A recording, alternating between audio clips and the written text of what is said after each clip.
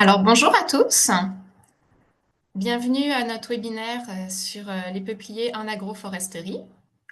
Je me présente, je m'appelle Cécile Tartera. Je suis agronome et conseillère en agro-environnement au groupe ProConseil. Le groupe ProConseil, c'est un club conseil et groupe conseil en gestion qui est situé en Montérégie. Et aujourd'hui, pour animer le webinaire, je suis accompagnée de ma collègue Laurence Malouin, également agronome et conseillère au club. Alors, l'activité d'aujourd'hui, en fait, elle s'insère dans un projet qui se déroule sur 2 ans. C'est un projet qui s'adresse à toute la province, puis qui vise la formation de conseillers en agroforesterie par diverses activités. Ce projet-là bénéficie d'un financement du gouvernement dans le cadre du projet d'appui à la lutte contre les changements climatiques dans le secteur bioalimentaire, donc le PALCCB, qui découle du plan pour une économie verte 2030. Donc, on remercie notre bailleur de fonds de nous permettre de réaliser toutes ces activités. Alors, dans le cadre de ce projet sur 2 ans, on réalise en fait toute une série de webinaires thématiques autour de l'agroforesterie. Puis, quand on a commencé le projet en 2023, la première chose qu'on a fait, c'est de réaliser un sondage auprès dans le fond, de tous les intervenants en agroforesterie. On a eu quand même 80 réponses environ. Puis, ça nous a permis, entre autres, de cibler les sujets d'intérêt pour les intervenants. Et en fait, c'est ça qui nous a permis de déterminer les sujets ciblés par nos différents webinaires. Alors, en ce moment, en fait, on est dans une série de 6, puis aujourd'hui, ça va être le 5e de la série. Donc, on a déjà les précédentes éditions, ça nous a permis d'aborder l'utilisation du sol arbustif en agroforesterie. On a parlé des haies autour des bâtiments d'élevage. On a eu une intervention qui détaillait comment on pouvait vraiment limiter et contrôler les ravageurs dans les champs grâce aux haies. On a également parlé le mois dernier de l'intégration d'espèces comestibles dans les haies. Aujourd'hui, on parle de peupliers. Et puis là, je vous donne un petit scoop. Là, c'est pas annoncé encore, mais le mois prochain, notre dernier webinaire va se pencher sur l'impact puis le lien des différents types d'aménagements avec la faune, puis comment favoriser certains types d'animaux ou d'espèces selon ce qu'on veut faire. On a également réalisé 2 webinaires sur le lien entre l'agroforesterie et les changements climatiques. Le premier était plus sur l'adaptation au changement climatique avec des pratiques agroforestières. Puis le deuxième, on parlait vraiment plus du stockage de carbone, puis comment ça pouvait rentrer éventuellement dans le bilan de gaz à effet de serre des fermes. Donc, ce que je vous affiche en ce moment, en fait, c'est l'adresse pour notre site internet. Si vous allez sur le site du groupe ProConseil, on a une page dédiée au projet. Ça va vous permettre de voir toutes les activités qui ont été réalisées dans le projet. Et vous allez avoir les liens pour vous rendre sur tous les webinaires qui ont déjà été réalisés. Ils sont tous disponibles gratuitement sur notre chaîne YouTube. Aujourd'hui, on parle des peupliers hybrides en agroforesterie. Alors, on a décidé de consacrer notre activité à ce sujet-là, bon, parce qu'il est ressorti dans le, dans le sondage, comme je vous disais. Et puis, les peupliers, on dirait, c'est des arbres qui font pas unanimité. D'un côté, ils ont plein d'avantages. Hein. Le fait qu'ils aient une croissance très rapide, on a rapidement un brise-vue, un brise-vent, un ombrage très rapide selon ce qu'on veut faire. C'est intéressant. On stocke beaucoup de carbone rapidement aussi. Alors, c'est tous des avantages qui nous incitent à l'utiliser. Puis, en même temps, c'est des espèces qui génèrent beaucoup de méfiance chez les producteurs et les intervenants en raison notamment de leur système racinaire, de leur tendance à faire des drageons, etc. Alors, ça donne des retours d'expérience mitigés selon les situations. Donc, pour faire la lumière un peu sur cette espèce, puis quelles pratiques on peut mettre en place pour maximiser ses avantages tout en minimisant les risques qu'il peut y avoir à l'utiliser en milieu agricole. On accueille aujourd'hui Julien Fortier, qui est chercheur et conseiller en agroforesterie chez Éco-Corridor Laurentien. Auparavant, Julien a travaillé à la fiducie de recherche sur la forêt des cantons de l'Est.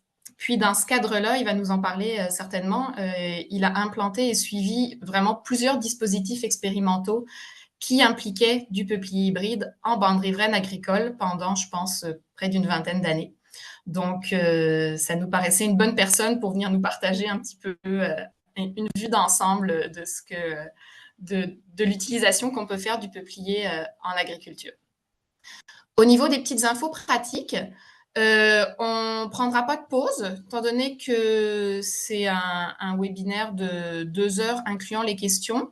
Dans le fond, pour les questions, ce qu'on vous propose de faire, c'est de les mettre au fur et à mesure dans le chat. Les petites questions de compréhension qui nécessitent un éclaircissement rapide, ma collègue Laurence va les adresser au fur et à mesure aux conférenciers.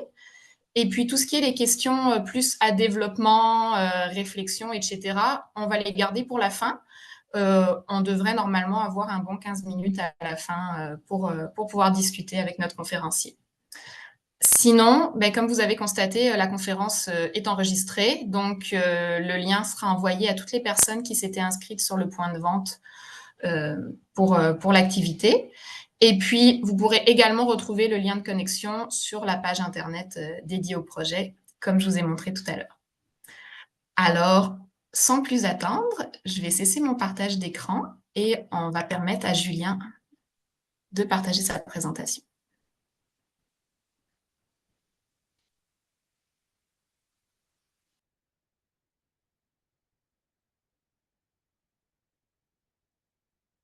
Ouais, excuse-moi, ça dit que l'animateur a désactivé le partage d'écran encore. Ah, attends un petit peu, je l'ai remis. Ça devrait. Ah, ok, je pense que ça va être bon. Ouais.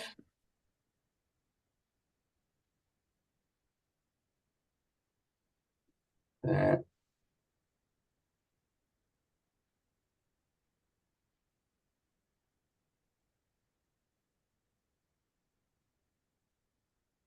ok, c'est bon. Parfait. Bon, C'est ben parfait d'abord, comme ça, Julien, on voit ouais, bien. Merci. c'est bon. OK. Ouais.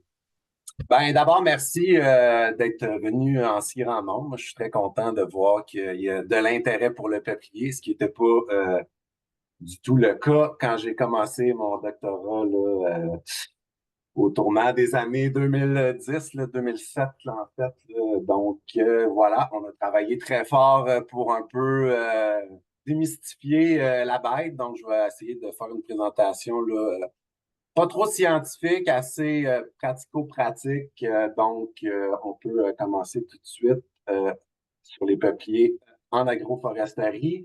Dans le fond, c'est une présentation que je fais avec mon collègue là, Benoît là, Truax de la Fiducie de recherche sur la forêt des Cantons de l'Est. Là, parce que j'ai passé plusieurs années là, à travailler sur plein de projets que Benoît avait implantés avec Daniel Gagnon. Puis, ben, là, moi, de mon côté, j'essaye aussi de développer des systèmes là, dans les basses Laurentides maintenant. Fait qu'il y a quand même de la demande aussi pour le peuplier. Fait que c'est intéressant de voir ça.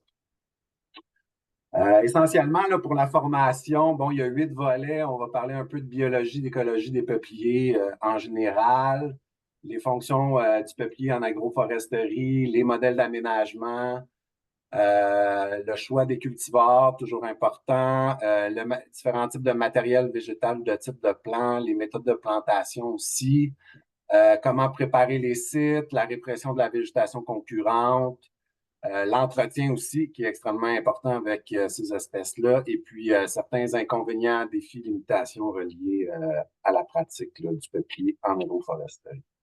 Donc, en introduction, ben, la popliculture, là, ça remonte quand même aux années 1750 en France, là, quand les colons ils ont ramené du peuplier deltoïde en Europe. Ils l'ont croisé avec le peuplier noir, Populus nigra. Et puis, donc, en Europe, c'est une pratique là, qui est très répandue et qui dure depuis très longtemps.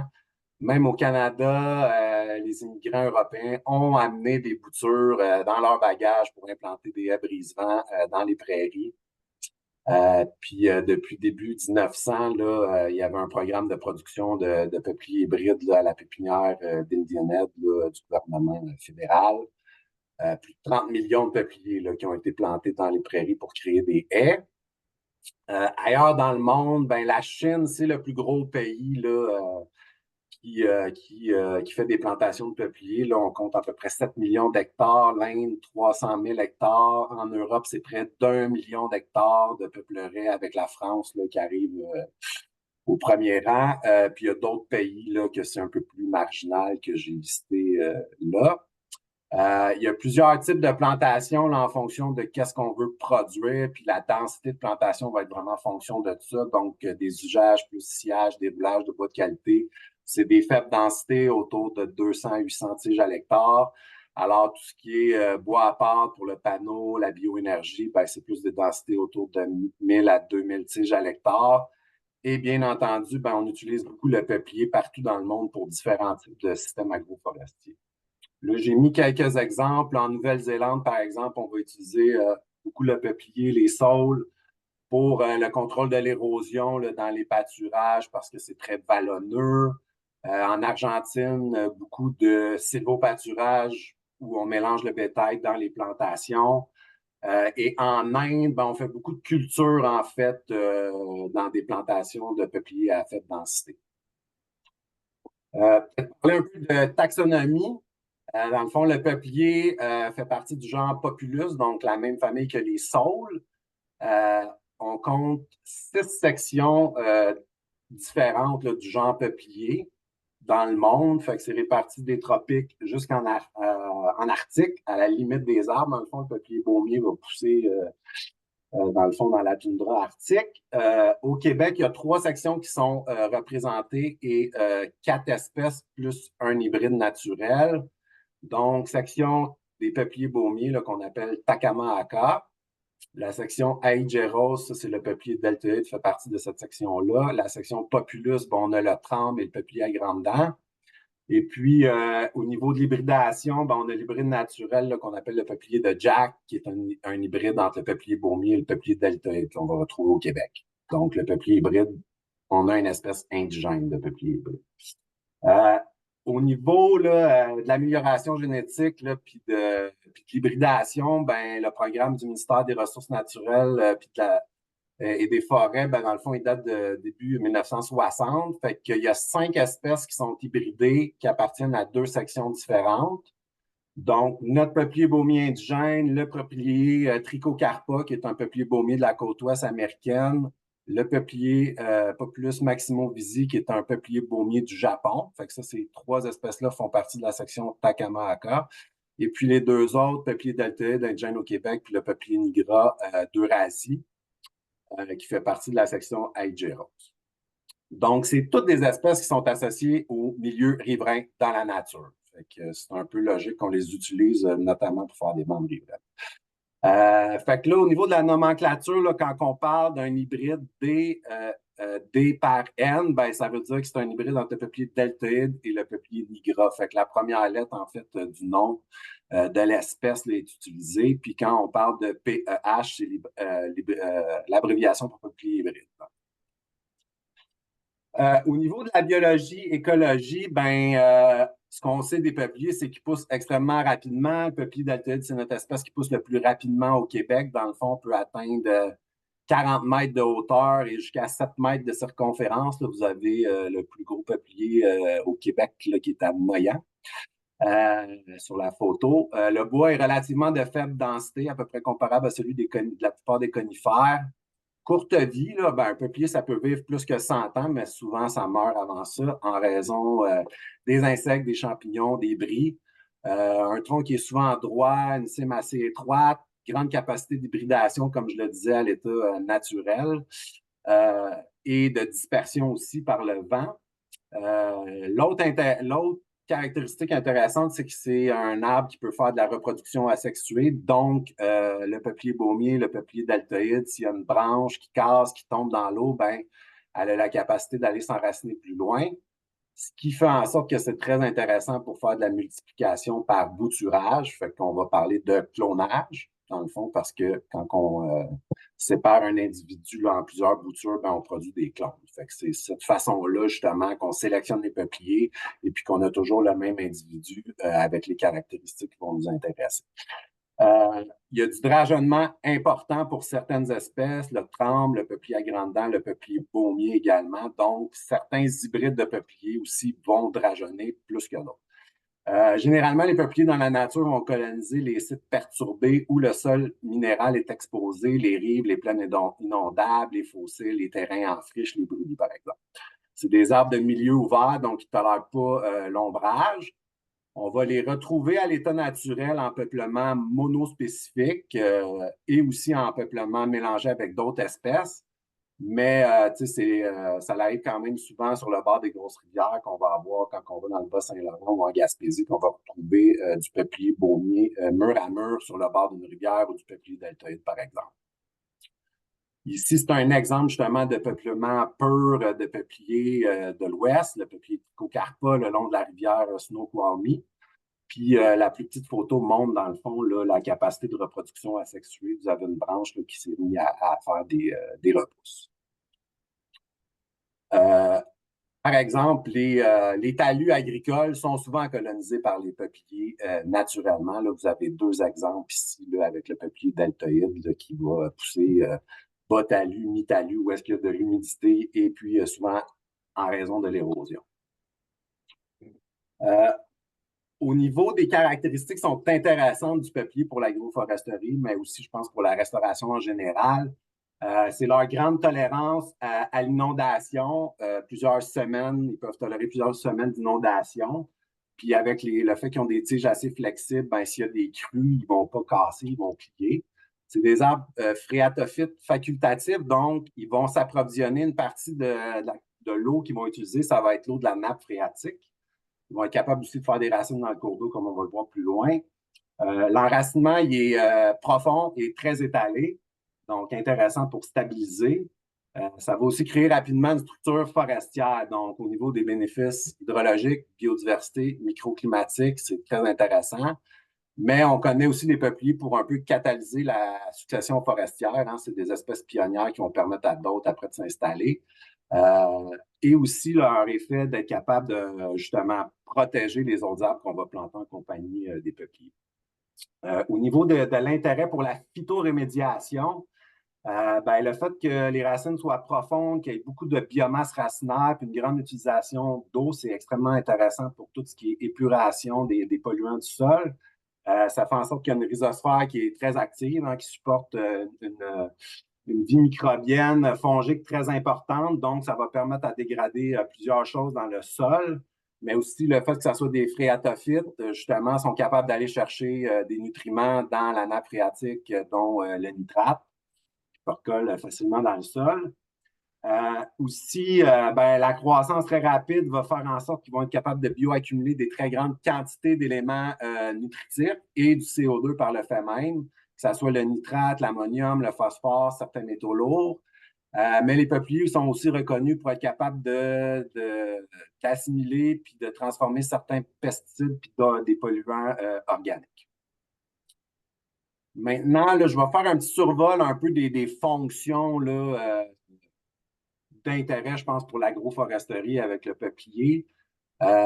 Première fonction, c'est au niveau de la restauration de l'habitat aquatique parce que, le peuplier va être capable de refermer le couvert forestier après 5 à 10 ans. Donc, au niveau d'abaisser la température de l'eau, d'ombrager le cours d'eau pour réduire la quantité d'algues et également avoir des chutes de litière, de feuilles dans le cours d'eau, hein, parce que les cours d'eau, jadis, ils étaient ombragés au Québec avec un couvert forestier. Donc, les apports nutritifs vers les cours d'eau, à 90 devraient être des feuilles, pas des algues. Donc, ça va nourrir les invertébrés. Mais aussi, quand on remet un couvert forestier, ça permet aux invertébrés de tomber à l'eau et de nourrir les poissons. L'autre intérêt d'avoir des arbres à croissance rapide sur le bord des cours d'eau, c'est qu'éventuellement, ils vont produire des gros débris ligneux qui vont permettre justement de restaurer des fonctions hydrologiques super importantes. Bon, plein de gens vont me dire que là, les cours d'eau agricoles, il faut que ça soit propre et puis qu'il n'y ait aucune entrave. Mais là, je pense que les perceptions sont un peu en train de changer de ce côté-là. Donc, le peuplier peut être extrêmement intéressant pour ça. Fait qu'au niveau de l'habitat, je vais revenir sur les fonctions hydrologiques du bois mort un peu plus loin, là, mais créer des habitats, justement, le bois mort extrêmement important parce que ça fait des zones de faible courant où les poissons peuvent se reposer, mais aussi des refuges, tant pour les prédateurs là, que pour les proies. Puis c'est sûr que si on veut ces bénéfices-là en termes de biodiversité aquatique, ben, il faut planter les arbres relativement proches du cours d'eau, justement pour favoriser la création de berges en surplomb, que les poissons vont vraiment aimer se cacher en dessous, et aussi favoriser la présence d'arbres en surplomb qui vont faire vraiment de l'ombrage puis qui vont avoir des chutes d'invertébrés.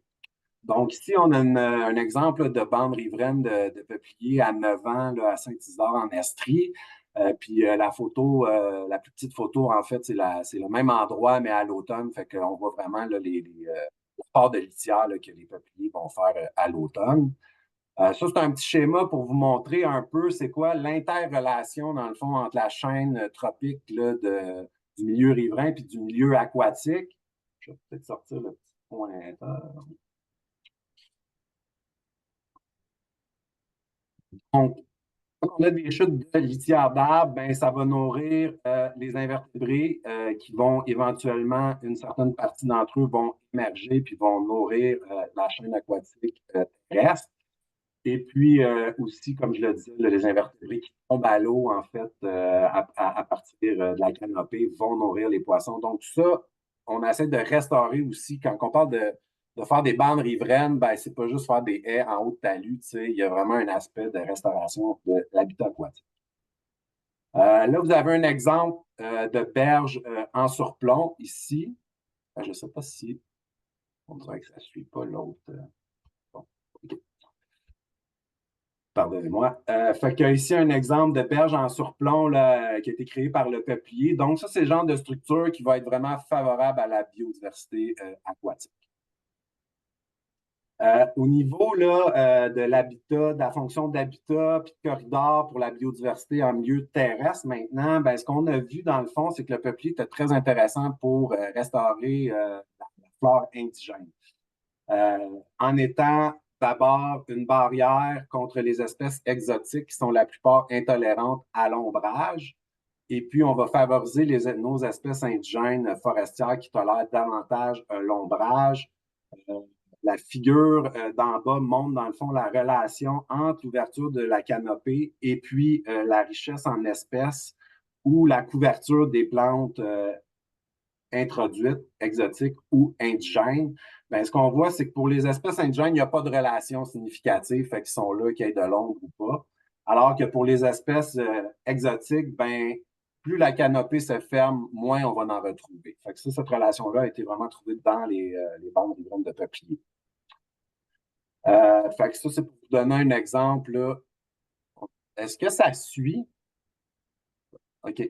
Est-ce que là, vous voyez, parce que j'ai un petit problème, on dirait, avec mon autre écran. OK. Ben là, Julien, on voit des gens qui tirent des OK, lignes pour faire des parfait, plantations. c'est bon. Mon autre écran d'ordi, on dirait qu'il ne suit plus. C'est pas grave. C'est bon. Je ne regarderai pas à bonne place. OK, fait que là, c'est pour montrer à l'implantation, on a une bande ici, érable argenté sur le bord de l'eau et 3 rangées de peupliers. Donc, rapidement, après 6 ans, couvert forestier qui va se fermer. Et justement, on retrouve un environnement qui a plus l'air d'une forêt déjà après 6 ans. Ça, c'est une photo d'ouverture de la canopée là, avec un fisheye. Donc, on voit c'est presque fermé. Là, c'est sûr, on est sur un site riche, là, donc ça va très vite. Il y a le retour de l'impatiente du Cap, une espèce qui est associée au milieu humide. Donc, une espèce indigène. En arrière, on voit de la prêle. Fait qu'il y a plein d'espèces qui vont venir s'installer, dans le fond, à l'ombre des peupliers. Ici, on est dans une autre bande riveraine à Magog, où là, on a retrouvé du petit prêcheur, Aricema, donc une plante associée au boisier humide. Julien, on a une petite question technique. Oui. Il y a quelqu'un qui demande c'est quoi la grandeur des arbres à la plantation? Ben, je vais tout parler de ça tantôt. OK, Je vais parfait. tout parler de ça.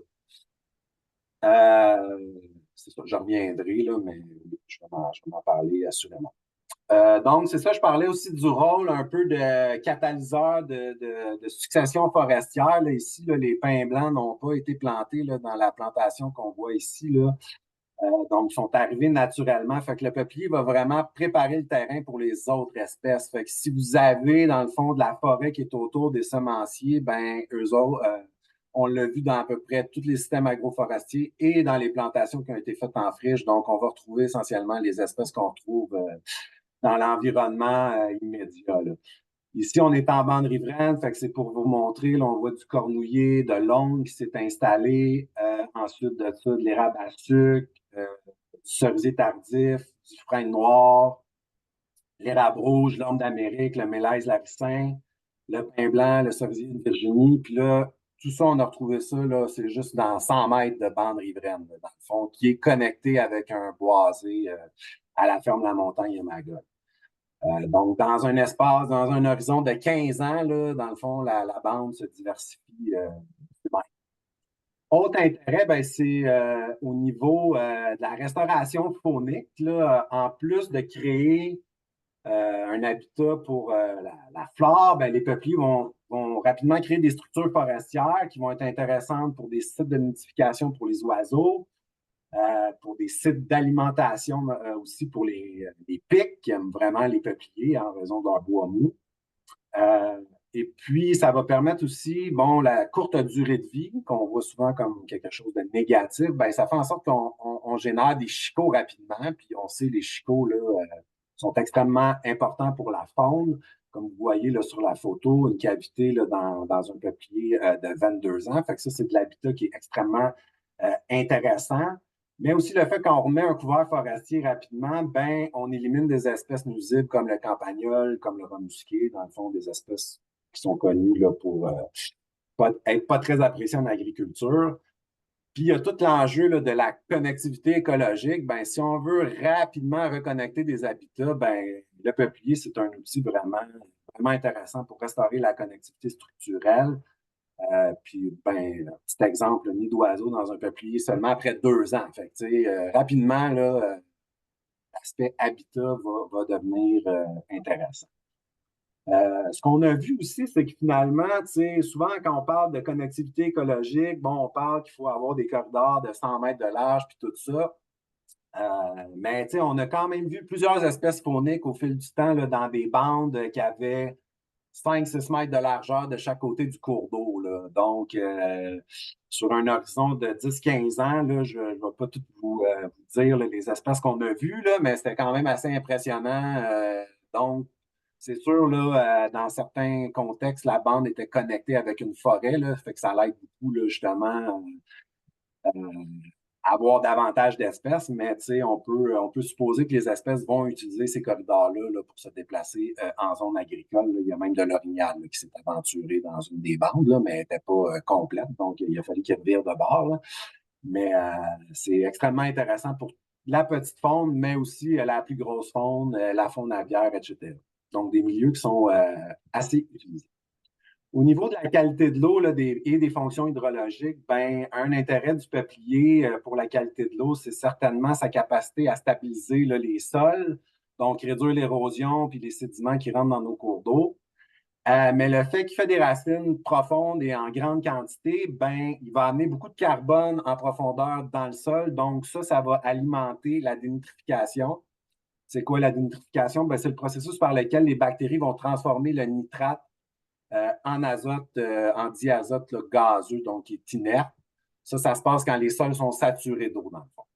Fait qu'il y a un intérêt d'amener du carbone en profondeur là, dans les zones riveraines parce que ça, c'est un processus d'épuration extrêmement important pour les nitrates. Puis comme je le disais en introduction, là, le fait qu'ils captent aussi des nutriments, dont le nitrate, dans la nappe phréatique, c'est intéressant pour la dépollution. Mais aussi, les peupliers ben, sont très gourmands en nutriments, donc ils vont cumuler de l'azote et du phosphore en très, très, très grande quantité, donc 2 éléments qu'on essaye qui ne se rendent pas dans nos cours d'eau pour éviter l'eutrophisation. En les mettant sur le bord des champs, ben, c'est sûr qu'on va avoir un gros mur végétal là, contre la dérive des pesticides. Et puis, il y a tout l'aspect aussi barrière contre le rayonnement solaire et l'ombrage pour la température, les blooms d'algues.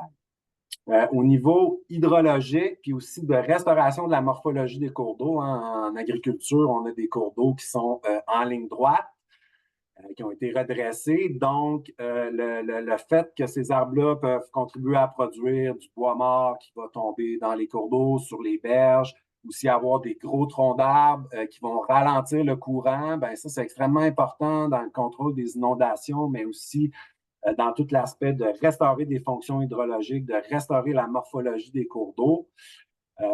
Mais aussi, les arbres, ben, ils vont vous permettre d'intercepter des débris, d'intercepter des sédiments aussi. Donc, il n'y a pas juste ce qui arrive du champ, mais il y a aussi ce qui est dans le cours d'eau qui peut être traité par une bande riveraine. Puis, on sait aussi qu'en plantant des arbres sur le bord des cours d'eau incisés, bon, on va favoriser leur élargissement plutôt que leur incision vers le bas. Fait que ça, c'est quand même connu dans la littérature. Ici, bon, on a un exemple dans une bande de 22 ans. Là, on voit vraiment le tapis racinaire le long de la berge. Là, il faut dire que les arbres ne vont pas empêcher l'érosion. L'érosion, il y en a toujours, il va toujours en avoir. Sauf que ça peut ralentir l'érosion sans aucun doute.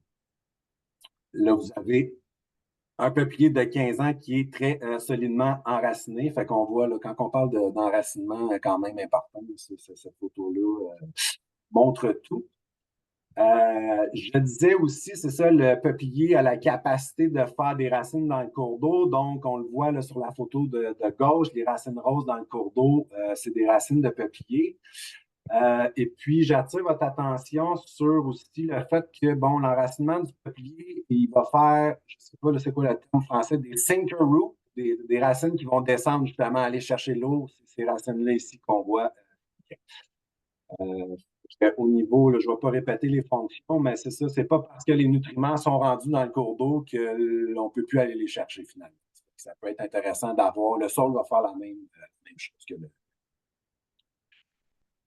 On a mesuré des écarts quand même de l'ordre de 10 degrés Celsius là, entre, et puis ça, là, après 6 ans seulement, là, entre des milieux boisés avec le peuplier puis des milieux ouverts juste à côté. Là. Fait que sur des petits cours d'eau, là, ça a un gros impact là, justement avec le climat qui se réchauffe si on veut créer des refuges thermiques pour les espèces aquatiques. Et puis, justement, le fait qu'on barre le rayonnement, ben, ça fait beaucoup moins d'algues dans les cours. Je le disais au niveau, dans le fond, du stockage, le peuplier est intéressant et plus, en fait, plus le sol va être fertile, là, plus il va y avoir de nitrates, par exemple, dans le sol, bien, plus la capacité du peuplier à accumuler du phosphore, de l'azote va être grande, dans le fond. Pour la simple et bonne raison, bien, que sur les sites un peu plus riches, plus en fait il y a de nutriments disponibles comme le nitrate, bien, plus le peuplier va pousser rapidement. Mais en plus de ça, il va avoir la capacité de concentrer davantage les nutriments sur les sites fertiles. Là, en bas, on a le nitrate et le phosphore sur quatre sites différents. Fait qu'on voit sur les deux derniers sites où est-ce qu'il y a plus d'abondance, ben, dans les feuilles, oui, mais aussi dans les branches, puis dans le bois, plus pour l'azote que pour le phosphore. Donc, cette capacité-là, vraiment de concentrer les éléments nutritifs. Fait que ça fait une synergie positive là, sur le captage des éléments nutritifs. Plus c'est riche, plus ça fonctionne. Au final, si on convertit, par exemple, nos bandes herbacées par des bandes de peupliers, ben, on va se retrouver sur les sites fertiles avec une augmentation là, de la capacité de stockage de l'azote puis du phosphore de l'ordre de plus de 1000 kg par hectare pour l'azote puis de l'ordre de 140 kg par hectare pour le phosphore. Puis ça va se répercuter dans le fond, la figure d'en bas. Sur les flux de nitrate dans le sol ou les flux de phosphore dans le sol qui vont être moins élevés sous les peupliers que dans les bandes herbacées. Sauf que pour certains nutriments, particulièrement le phosphore, si on veut vraiment enlever du phosphore de nos zones riveraines, ben, il faut envisager de la récolte de bois. C'est la seule façon de faire. Avec le nitrate, ben, il y a la dénitrification qui fonctionne très bien, mais ce n'est pas le cas pour le phosphore. Donc, il n'y a pas de moyen de faire disparaître du phosphore de manière gazeuse comme l'azote.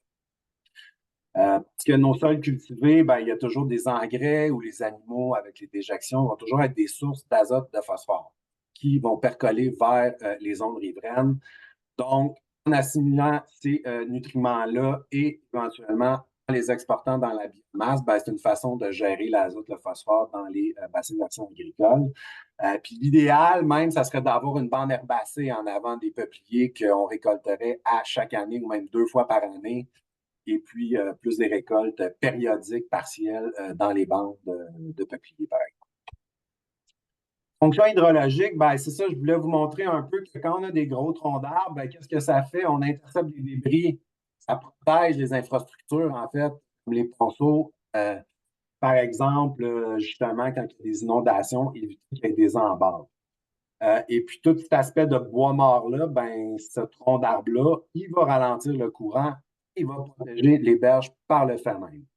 C'est sûr que quand il y a des infrastructures à protéger, bon, on peut comprendre qu'on ne veut pas qu'il y ait du bois mort qui s'accumule là, à des endroits non stratégiques, mais c'est sûr qu'il va falloir éventuellement réfléchir à ça. Puis c'est un avenue qui est de plus en plus là, véhiculé au Québec là, pour la restauration des cours d'eau, incluant en milieu agricole, justement pour ralentir l'eau dans les cours d'eau qui sont déminéralisés.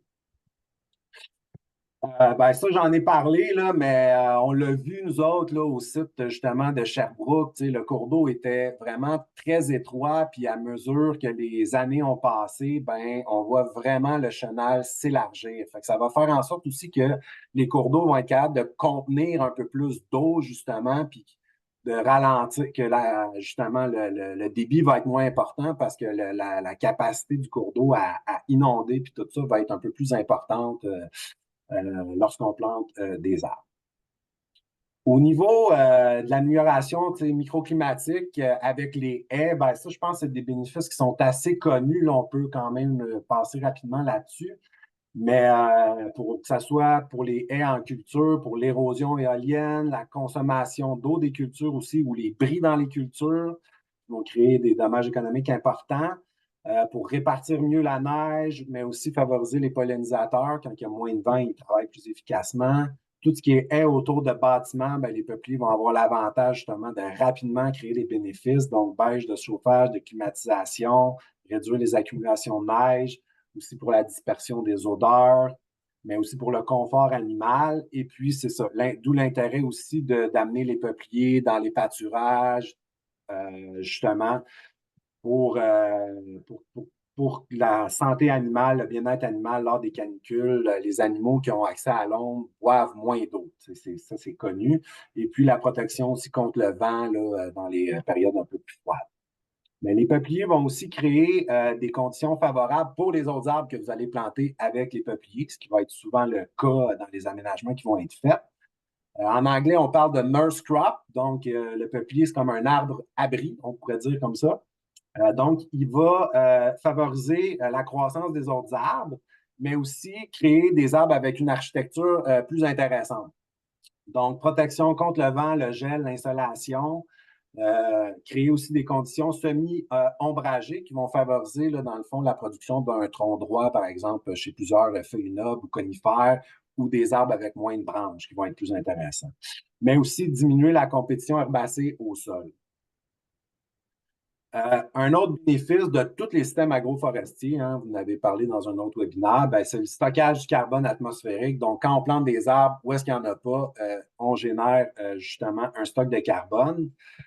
Donc, si on convertissait nos bandes herbacées qui séquestrent grosso modo à peu près 4 tonnes par hectare de carbone dans la biomasse, en bandes de peupliers qui ont la capacité, juste à 9 ans, là, on avait mesuré des stocks au-delà de 100 tonnes de carbone par hectare, là, puis ça l'a probablement peut-être pas doublé, mais peut-être après 20 ans. Fait que ça c'est l'équivalent d'environ là, les émissions de 100 véhicules par année là, avec un parcours moyen de 17 000 km. C'est sûr que là, si on combine d'autres espèces avec le peuplier, feuilles nobles, conifères, ben là, on va avoir une capacité de stockage à plus long terme. Il y a plusieurs produits aussi qu'on peut faire à partir des peupliers et le potentiel il est énorme en agroforesterie parce que le peuplier, c'est une Formule 1, donc quand on la met sur les meilleurs sites, les sites agricoles, ben, il y a une abondance de ressources, eau, nutriments, lumière. Puis c'est aussi une façon de compenser les pertes de superficie agricole que de produire avec nos systèmes agroforestiers. Aussi rentabiliser non seulement l'aménagement, mais l'entretien. Fait que les plus hauts rendements qui ont été mesurés là, en termes de plantation, c'est tout en agroforesterie, dans le fond, avec le peuplier ou avec le saule en bande riveraine. Donc, des rendements de l'ordre jusqu'à 50 mètres cubes de bois par hectare par année. Là. Pour vous donner un comparatif, la forêt va donner 1 à 3 mètres cubes par hectare par année. Le peuplier fautrempe, dans les meilleures conditions de peuplement naturel, 10 mètres cubes. Donc, on produit beaucoup de bois, beaucoup de biomasse sur des petites superficies.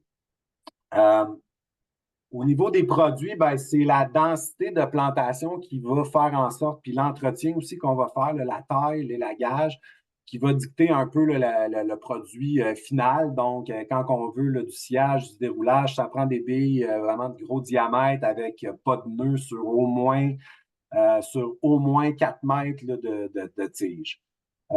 Autre chose qui n'est pas encore, je pense, utilisée vraiment au Québec, là, mais dans plusieurs pays, on va utiliser là, la cime des arbres, les branches, des lagages comme fourrage parce que le feuillage de peuplier est vraiment riche là, en protéines, donc les animaux vont vraiment l'utiliser là, et justement, là, quand vous avez du bétail, là, clôturez vraiment bien les arbres parce qu'ils vont tout de suite les sélectionner. Ça ne sera pas très long. Les branches broyées peuvent aussi faire un excellent bois raméal fragmenté, justement parce que c'est très riche là, en azote, phosphore, potassium. Le peuplier va être aussi l'hôte de différents champignons comestibles, là, incluant les peupliers hybrides. Donc, on va retrouver là, différents types de pleurotes, comme je vais vous montrer, qui vont pousser dans les aménagements lorsqu'il y a des arbres sénescents ou du bois mort. Ici, on a beaucoup de bois à 9 ans, mais on est sur un site relativement intermédiaire là, au niveau agricole. Là, fait qu'on était déjà à 30 mètres cubes hectares année à 9 ans à Saint-Isidore, là, dans les Appalaches, un site frais. Donc, vous voyez quand même une grosse capacité de production. Projet intéressant à l'abbaye de Saint-Benoît-du-Lac, là, dans des bandes larges, un projet d'économie circulaire. Je pense que c'est là que le peuplier est le plus intéressant là, parce que dès qu'on voyage beaucoup la biomasse, ça devient vraiment moins intéressant d'un point de vue économique. Donc, chauffer les bâtiments de l'abbaye en arrière là, avec des bandes agroforestières, c'est ça, avec des scénarios de récolte là, qui ont commencé à partir de 7 ans. Puis c'est sûr qu'en milieu agricole, l'avantage versus en milieu forestier, c'est que la récolte est plutôt facile. Le peuplier aussi va faire un très bon bois de chauffage là, conventionnel là, quand on le coupe en bûche, en fait, puis ça sèche. On peut le faire au mois de mai, puis il est prêt à l'automne. Puis peut-être démystifier aussi hein, que la densité énergétique du peuplier, dans le fond, la valeur calorifique est la même à peu près pour tous les arbres, là, que ce soit l'érable ou le peuplier. Par kilogramme sec, c'est à peu près la même valeur énergétique. C'est sûr qu'un peuplier a à peu près la moitié de la densité d'un érable à sucre, donc ça va prendre 2 fois plus de bois pour générer la même quantité d'énergie. Juste un petit mot pour dire que peut-être à l'échelle du territoire, il faudrait réfléchir justement à utiliser nos systèmes agroforestiers pour produire du bois, de la biomasse, parce que c'est de la biomasse qu'on n'ira pas chercher en forêt. Puis on sait que dans bien des régions du Québec, il n'y a pas beaucoup de boisés en milieu agricole. Fait que si on veut créer un levier pour de la conservation de boisés, produire notre biomasse, ça peut être extrêmement intéressant. Et puis, ça va être un levier majeur pour la séquestration de carbone parce qu'on va boiser avec les systèmes agroforestiers la zone agricole et on va récolter moins en forêt, donc plus de captage de carbone en forêt. D'autres exemples là, de bois de sciage, de bois de chauffage qui ont été produits dans des haies. Donc, c'est possible de faire ça. Certains le font au Québec déjà. Je parlais justement de produits forestiers non ligneux. Là, vous avez 2 exemples qu'on a vus, bande riveraine à Sherbrooke, pleurote de l'Orme, puis le pleurote du peuplier qu'on retrouve là, maintenant à chaque année sur certains arbres quand on va visiter les bandes riveraines. Fait que ça peut être un autre intérêt. Je ne pense pas qu'il y a un commerce à faire de ça, mais juste pour un usage personnel, ça peut être très intéressant. Maintenant, au niveau des modèles d'aménagement intégrant les peupliers, parlons de bandes riveraines. Là, le premier modèle qui a été implanté par mon collègue Benoît Truax et Daniel Gagnon, c'était les bandes justement qu'on avait rabargentées sur le bord de l'eau, 3 rangées de peupliers. Un système qui est assez dense, dans le fond. Hein, les rangées de peupliers sont espacées de 1,5 mètres, puis les rabe argentés est à 1 mètre des peupliers. Fait que tout ça sur 4 mètres. Fait que c'est quand même beaucoup d'arbres. C'est pas une bande riveraine élargie, dans le fond, parce qu'en plus, on empiète dans le littoral, là, en bas de la ligne des Hautes-Eaux. Et puis, les arbres étaient espacés de 3 mètres sur la rangée. Fait que pour les peupliers, ça donnait quand même une densité élevée, là, 2200 tiges à l'hectare. Il y avait 5 cultivars qui étaient répartis en bouquets là, de 9 arbres par cultivar. Fait que c'est un modèle qu'on a trouvé extrêmement intéressant au fil du temps. On pensait que peut-être que ça allait être dense, mais finalement, le fait qu'il y a beaucoup d'arbres de bordure dans un système agroforestier, ben, ça fait en sorte qu'on peut serrer les arbres pas mal. Au fil du temps, ben, ce qu'on a vu, c'est, comme je l'ai mentionné en introduction, là, les photos que je montrais provenaient majoritairement de ces systèmes-là, c'est que le couvert se referme en l'espace de 5 à 10 ans, dépendamment de la fertilité des sites. La haute densité d'arbres, ben, c'est intéressant parce que ça permet de faire des coupes d'éclaircies. Fait qu'on peut aller chercher quand même du bois régulièrement, puis le couvert finit toujours par se refermer. Par contre, les rabes argentés, lui, il n'a pas reçu de traitement là, de dégagement, donc il a poussé moins vite au début. Il était un peu réprimé là, par les peupliers. Mais finalement, à plus long terme, les rabes argentés tolèrent quand même l'ombrage, donc on voit des très beaux érables argentés là, à 20 ans là, dans ces bandes-là. L'importance aussi d'avoir plusieurs cultivars parce que, bon, il y a certains cultivars qui ne sont plus recommandés aujourd'hui puis qui ont eu des problèmes de maladie, donc toujours important. Et puis l'intérêt, comme je le disais, d'avoir des structures bois mort, chicots, des débris, ben, tout ça pour toutes les fonctions que j'ai nommées tantôt. Donc, ici, là, à 22 ans, là, on a plusieurs arbres de plus de 20 mètres. Là. On voit Benoît dans le coin en bas qui a l'air d'un nain. Donc, ça a une croissance extrêmement rapide. Ça, c'était le meilleur site à Sherbrooke, mais on est à Sherbrooke, là, on n'est pas à Saint-Hyacinthe. Donc, on peut s'attendre, Basse-Terre du Saint-Laurent, à avoir des croissances comme ça. Plusieurs arbres qui dépassent 50 cm au diamètre à hauteur de poitrine, le DHP. À 22 ans, là, justement, le vernier ici, il fait 50 cm. Fait qu'il y avait des arbres de 60, 65, des fois 70 cm à 22 ans. Donc, beaucoup de bois. Et puis des cours d'eau qui, finalement, ont l'air d'être en forêt naturelle à Magog à gauche et puis à Sherbrooke à droite. Le peuplier peut aussi être intégré là, dans des haies multi-espèces. Ça, c'est un autre exemple d'une haie à la ferme La Montagne. Fait que là, on voit là, les plus grands arbres, dans le fond, ici ou là. Bon, ben, c'est des bosquets de peupliers. Fait qu'on peut comme créer aussi de l'hétérogénéité structurelle, justement, en combinant comme ça avec différents bouquets d'arbres, en mettant le peuplier dans l'aménagement. Un autre modèle intéressant qui a été implanté là, justement par Benoît puis par moi aussi, auquel on a travaillé suite à une visite terrain où on parlait beaucoup d'entretien des fossés parce que là, on se disait, ah ouais, mais là, les fossés, si on veut pouvoir les recreuser, ben, il faut avoir des modèles dans lesquels ben, une pelle mécanique va pouvoir éventuellement venir dans l'aménagement.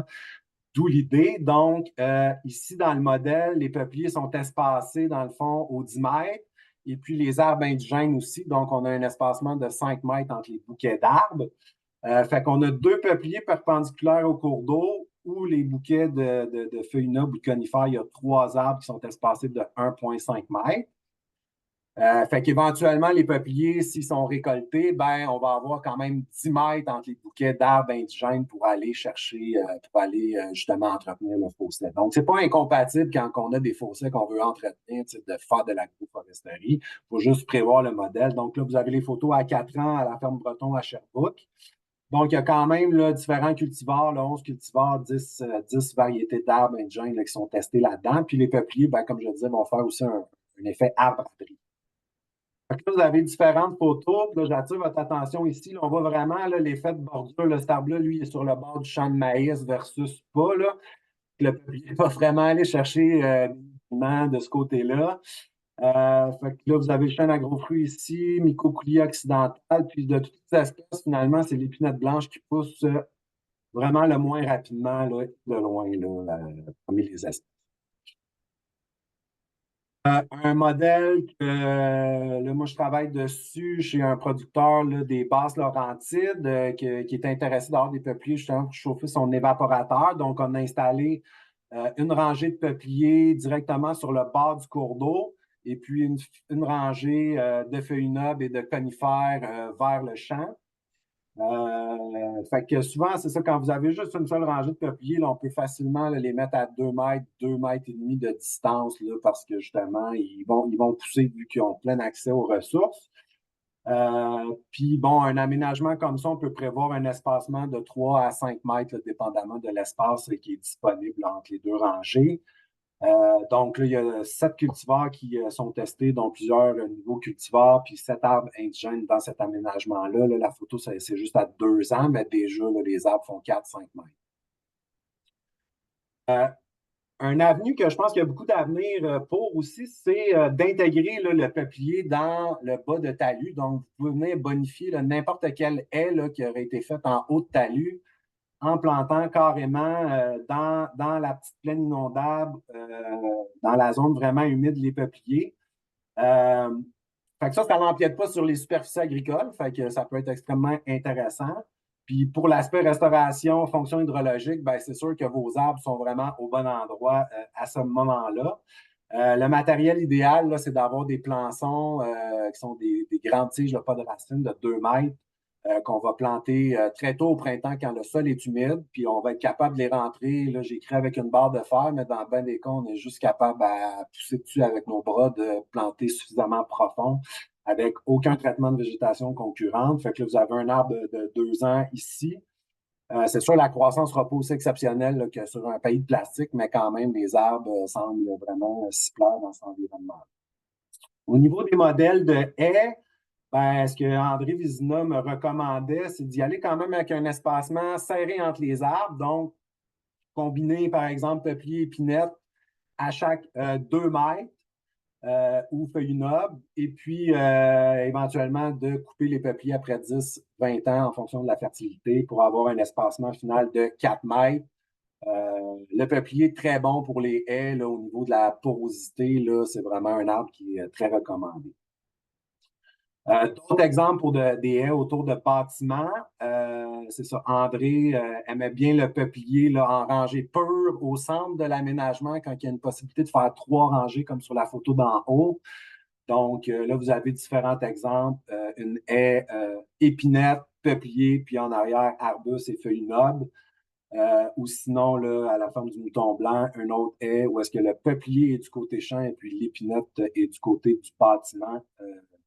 Puis, bon, on sait que l'épinette blanche en arrache un peu là, dans certaines régions, là, surtout dans le sud, là, avec les changements climatiques. Donc, ça pourrait être l'épinette de Norvège là, qui pourrait remplacer l'épinette blanche dans certains cas. Au niveau des modèles de production de biomasse, ben, je vais reparler un peu du projet à l'abbaye parce que c'est très intéressant, novateur au Québec. Donc, de localiser des bandes de production qui vont être filtrantes, qui vont séquestrer du carbone, mais qui vont aussi donner beaucoup de bois dans les zones un peu plus humides de bas de champ, là, comme vous voyez sur l'écran, justement. Fait que là, ça, c'est des systèmes justement de production de biomasse, donc on va y aller avec des densités quand même élevées, 1600 tiges à l'hectare. Mais c'est des bandes assez larges, là, de 5 rangées et 15 mètres de largeur. Plusieurs blocs qui sont répartis sur la ferme. Puis comme je disais, ben, on a commencé à récolter du bois à partir de 7 ans. Il y avait 3 cultivars différents, 2 types de plants qui ont été testés dans cette expérience-là. Donc on voit là, les différentes couleurs là, des cultivars là, dans la photo du bord. Pour poursuivre, là, parler un peu de l'espacement. Comme je disais, quand il y a 1 à 3 rangées, ben, on peut densifier les systèmes parce qu'il y a beaucoup de lumière latérale. Sauf si on fait vraiment, on sert vraiment 2 rangées, ben on va idéalement les mettre en quinconce pour éviter là, que les arbres poussent en V. Là, même sur la photo, là, sont en quinconce, mais sont presque à 1 mètre. Là, 1 mètre, ça commence à être pas mal serré là, pour les peupliers. Là, fait qu'au moins 1,5 mètre entre 2 rangées, peut-être idéalement même 2 là, pour éviter ça, parce que c'est sûr la stabilité est un peu plus compromise là, si les arbres vont pousser en forme de V. Puis, ben, c'est sûr que l'espacement va être directement proportionnel là, à à la grosseur des tiges que vous allez produire. Donc, vous avez un exemple en haut à un espacement de 2,25 par 2,25 mètres versus 4,5 par 4,5, donc 4 fois plus d'arbres à l'hectare.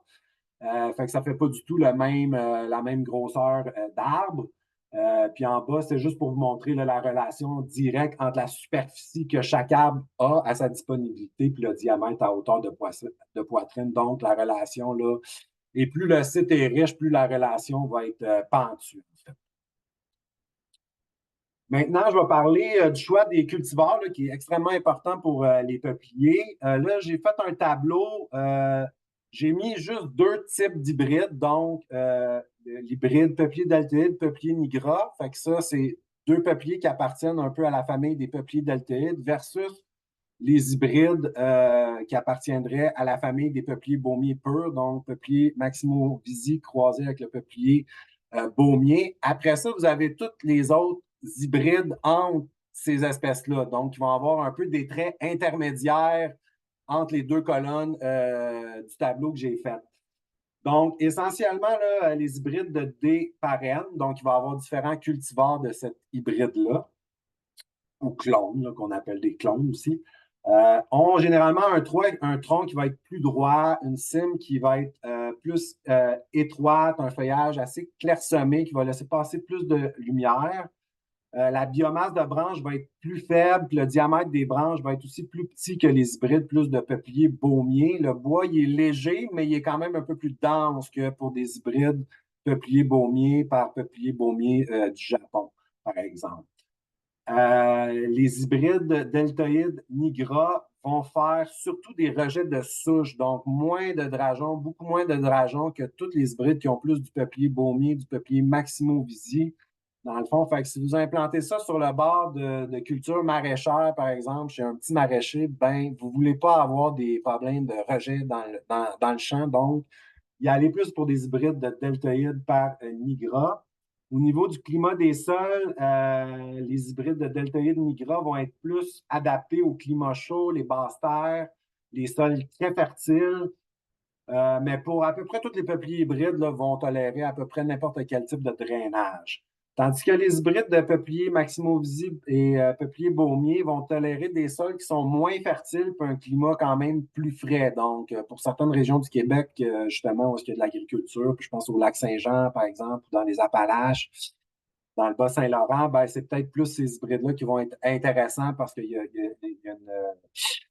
il y a un enjeu pour la rusticité. Donc, au niveau des caractéristiques aussi en sous-bois, ben, le fait que le peuplier deltoïde par nigra va laisser passer plus de soleil, ben, on va avoir justement plus de plantes en sous-couvert. Puis au niveau des interactions avec le cerf, là, parce que dans plusieurs régions, surabondance de chevreuils, c'est vrai là, que les hybrides de peuplier deltoïde par nigra, le feuillage est plus riche en azote, le cerf va plus aimer ce feuillage-là. Mais finalement, au bout de la ligne, à long terme, ce qu'on a vu, c'est que le trait le plus important, c'est l'épaisseur de l'écorce parce que finalement, rapidement, les hybrides de deltoïde nigra vont produire une écorce très épaisse qui va les protéger contre les frottis de serre, alors que les hybrides de plus de peuplier baumier gardent une écorce lisse très, très, très longtemps. Ils vont être vraiment ciblés pour les frottis de serre, ce qui va quand même affaiblir les arbres puis créer éventuellement des blessures. Fait que même si le feuillage est moins appétant, riche en tanins, c'est pas finalement le chevreuil va finir quand même par les manger là, parce que c'est quand même très bon par rapport à d'autres arbres. Fait que vous avez l'exemple ici, là, dans le fond, un peuplier deltoïde par nigra à gauche, puis à droite, un hybride de maximo-visi par baumier. Fait que vous voyez vraiment la cime des arbres qui est très différente, plus ouverte chez les deltoïdes nigra. En sous-bois aussi, on trouve plus de plantes. Puis comme je le disais, la photo de droite, ben là, on voit en premier plan le peuplier baumier par maximo-visi, qu'on voit vraiment qui est ciblé par les frottis. Là, à Saint-Benoît-du-Lac, 60% des arbres avaient des frottis de serre. Là, fait que ça peut être un enjeu. Puis juste pour cette raison-là, ça peut devenir problématique. Comme je disais aussi, les hybrides M par B ben, ont tendance à faire des troncs un peu moins droits. faire plus de fourches. Fait que, ça peut être intéressant si on veut produire du bois mort, mais dans une haie, c'est peut-être le genre de choses qu'on veut moins. Ça, c'est juste pour vous montrer, dans le fond, la relation, dans le fond, entre le diamètre à hauteur de poitrine en bas et puis la quantité de branches, la biomasse de branches. Fait qu'on voit que les hybrides deltoïdes nigra puis les hybrides aussi trichocarpa par deltoïde produisent grosso modo là, 2 fois moins de biomasse de branches que les hybrides qui ont du peuplier baumier ou maximo-visi dedans. Fait que, c'est un aspect à considérer justement dans les environnements venteux à ce niveau-là. Et comme je le disais, au niveau de la rusticité, là, on a encore les mêmes 5 clones qu'il y avait sur l'image précédente. C'est juste pour vous montrer que les hybrides de Baumier par Maximo Visi sont beaucoup moins influencés le long d'un gradient d'altitude, donc de température annuelle moyenne. Sur le site en basse altitude riche, par contre, sont moins productifs, mais sur le site en haute altitude, moins riches, sont plus productifs que les autres. Toujours au niveau du choix des cultivars, il existe une liste de clones recommandés. Fait que partant de cela, ça peut être un bon point de départ. Mais je vais y revenir un peu plus tard, mais c'est sûr que cette liste-là est faite, c'est plus pour des clones recommandés pour la plantation forestière, les friches, puis tout ça, pas pour l'agroforesterie. Fait que ça ne vous dira pas là, c'est quoi les meilleurs clones en agroforesterie nécessairement, mais pour les zones de rusticité, aussi pour les problématiques là, de maladies, là, de chancres septoriens, qu'il y a plus dans les zones chaudes que dans les zones froides. Mais c'est sûr, vos cultivars, vous allez les choisir en fonction des objectifs. C'est le plus important. Donc, que ça soit pour produire du bois mort pour la faune, si on veut un aménagement qui est longévif avec peu de récoltes, ou si on veut du bois de qualité, par exemple, c'est sûr que de tailler des arbres qui produisent moins de branches, ça va être plus facile. Versus si on veut produire du bois de moins bonne qualité pour du bois de chauffage, c'est moins important. Puis il y a tout l'aspect phytorémédiation, je vais y revenir. C'est toujours bon de planter plusieurs cultivars pour réduire les risques liés aux maladies, aux insectes. Mais quand on y va avec des plantations là, de relativement faible espacement entre les peupliers, il ne faut pas les mélanger, là, les cultivars. C'est mieux de planter des blocs d'un seul cultivar et puis là, de disposer ces blocs-là un à la suite de l'autre parce que la croissance ne va pas être pareille entre les cultivars. Donc, vous êtes bien mieux de les regrouper pour avoir par groupe de 5-10 arbres d'un même cultivar pour éviter les effets de compétition. Au niveau faunique, ce qu'on a vu, là, c'est que le cultivar deltoïde nigra recroisé avec un peuplier Maximo Visi, peu importe où on le plantait, cet arbre-là attire le pic maculé, là, que ce soit à Mirabel, à Sherbrooke, à Magog. On voit toujours le pic maculé venir s'alimenter sur cet arbre-là. Donc, fait intéressant. C'est sûr, il y a des ponts de branches et certains cultivars aussi qui vont favoriser le positionnement des nids d'oiseaux, dans le fond. Là. Fait que le fait que ça peut être un défaut au niveau de la taille, ça peut être intéressant pour la faune. Comme je disais, dans le fond, il y a l'aspect phytorémédiation.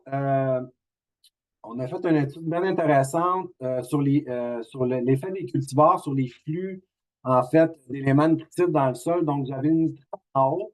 Fait que ce qu'on voit, c'est que les hybrides de peuplier baumier MAB, c'est des arbres qui tolèrent les climats froids. Puis dans les climats froids, du nitrate dans le sol, il n'y en a pas beaucoup parce que la minéralisation est beaucoup plus lente. Donc, les arbres, les conifères, les arbres de climat froid ont tendance à beaucoup plus prendre l'ammonium NH4 du sol pour s'alimenter en azote que le nitrate. Fait que c'est relativement pour ça qu'on explique un peu cet effet-là, dans le fond, sur le flux de nitrate dans le sol. Donc, l'hybride de peuplier deltoïde, en dessous de cet arbre-là, il y avait à peu près pas beaucoup de nitrate, tandis qu'en dessous du peuplier plus baumier, on avait davantage de nitrate. Et puis, pour l'ammonium, NH4, la situation s'inversait. Alors que pour le phosphore, comme je l'ai dit, le peuplier baumier, il a tendance à faire beaucoup de biomasse de branches où il y a et de feuilles. Puis c'est principalement là que le phosphore, l'azote va se concentrer. Donc, au final, l'hybride de peuplier baumier pouvait être plus intéressant là, pour l'accumulation du phosphore, donc l'effet sur le phosphore du sol à différentes périodes de la saison de croissance. Bon, là, les questions matériel végétal, justement, parlons-en. Fait qu'essentiellement, on va distinguer trois types de plants. Les plants à racines nues, ça, c'est les plants conventionnels là, produits là, par les pépinières provinciales. Ils ont autour de 2 mètres, des fois un peu plus, là, dépendamment de la qualité du climat qu'il y a eu pendant l'année. Puis il y a une bonne race macinaire. Donc, vous avez un exemple ici. Là, ça, c'est un plant à racines nues ici. Tandis que ça, c'est des plançons ici que vous avez. Fait que c'est des plants qu'il faut planter quand même à 30 cm de profond, enterrer une partie de la tige. C'est des plants qui vont être intéressants en contexte de surabondance de serre parce qu'ils sont assez grands. Donc, ils vont pousser la première année. D'habitude, ils vont dépasser là, ce que le cerf va être capable de brouter. Le gros inconvénient, je trouve, c'est quand on travaille souvent avec du paillis de plastique en agroforesterie, là, c'est qu'il va falloir faire un pas pire de trou dans un paillis déroulé là, pour planter ce genre de plant-là. Au niveau des plançons, ben, c'est des longues tiges sans racines de 1 an. La hauteur peut être variable. Je trouve qu'à 2 mètres, ça fait vraiment un plançon qui est très intéressant, aussi dans un contexte de surabondance de serre. On va le planter très tôt au printemps, jusqu'à 50-60 cm de profondeur idéalement, là, parce qu'il n'y a pas de racines. Donc, vraiment, pour favoriser l'enracinement, on plante ça creux. Des fois, juste avec une barre de fer, ça va être suffisant pour être capable là, de planter assez profondément. Si on est dans un sol plutôt compact ou argileux, une tarière en arrière d'un tracteur ou une tarière manuelle, ça peut faire très bien l'affaire. Si on utilise une tarière, par contre, c'est bien important de très bien compacter le sol après autour du plant. C'est sûr, la tarière, ça fonctionne mieux dans les sols qui n'ont pas beaucoup de pierres, mais c'est un combo vraiment intéressant là, avec le paillis déroulé, là, le plançon. C'est important de les réhydrater là, de 24 à 48 heures, puis on peut même retailler là, le bout de la tige en biseau là, pour faciliter l'ancrage du plant. Il y a les boutures qui sont des bouts de tige sans racines, donc d'une longueur d'environ 30 cm, mais ça peut être plus long aussi. Généralement, la bouture, là, on va l'enfouir presque totalement dans le sol. On va laisser un ou deux bourgeons hors sol. Sauf dans un contexte de surabondance de serre, plantez pas des boutures parce que ça va être un buffet là, pour le chevreuil. Il n'y a pas d'arbres qui vont, qui vont réussir à pousser. Mais c'est ça. Dans les régions où est-ce que c'est pas un problème, c'est vraiment une combinaison idéale aussi là, avec un paillis déroulé. Là, on n'a même pas besoin de faire de trous, donc on plante les boutures directement, puis on va les réhydrater aussi comme les plançons. Donc là, ça, c'est un exemple justement à ne pas faire. Une petite bouture justement en bas de talus où est-ce que la compétition végétale est très agressive. Ça a fonctionné dans les secteurs où est-ce qu'il y avait moins d'herbacées, mais idéalement, là, quand on plante, pas de traitement de la végétation, c'est ça. Il faut au moins avoir un 50 cm hors sol pour que la végétation, là, pour que le peuplier domine la végétation de compétition. Là. Fait que là, vous avez des fameux plançons à côté là, de 2 mètres, ça a l'air de ça, qu'on avait planté justement avec une petite tarière manuelle. Sinon, il y a des perceuses tarières là, que j'ai achetées l'an passé. Là, ça fonctionne aussi très bien pour la plantation avec les peupliers. Ça, c'est du matériel là, qui a été produit en fait spécialement pour un projet de sylvopâturage là, au printemps prochain. Mais ça, c'est du matériel qui est beaucoup utilisé en Europe. Là. En Inde, ils font des méga plançons de 2 ans, donc des tiges de 3 mètres là, qui ont jusqu'à 7 cm de diamètre. Fait que c'est ça, c'est de voir aussi comment on peut établir rapidement le peuplier dans des pâturages. En Nouvelle-Zélande, les animaux ils ont accès aux plants là, la première année, mais il faut protéger les plants quand même avec une gaine là, parce que les animaux vont se frotter sur les peupliers. Fait que là, on va tester ce matériel-là. Là. Merci à Alain Fauchon là, et toute l'équipe là, de la DRF là, qui vont accommoder. Fait qu'on va voir si on est capable là, d'établir des sylvopâturages avec ce genre de matériel. Dans tous les cas, en fait, la plantation printanière est recommandée avec le peuplier, peu importe le type de plant, parce qu'il y a beaucoup d'eau dans le sol au printemps, le climat il est frais, il n'y a pas de gel-dégel aussi qui va faire bouger les boutures, les plançons, là, ça c'est extrêmement important. Et puis, quand il y a beaucoup de serre, si vous plantez au printemps, l'arbre va avoir le temps de pousser une saison de croissance avant que le broutage s'intensifie. Là, c'est souvent fin d'été, automne que le broutage s'intensifie. Donc, si le plant est planté à l'automne, ben, le chevreuil va vraiment avoir accès là, à un arbre qui est plus petit.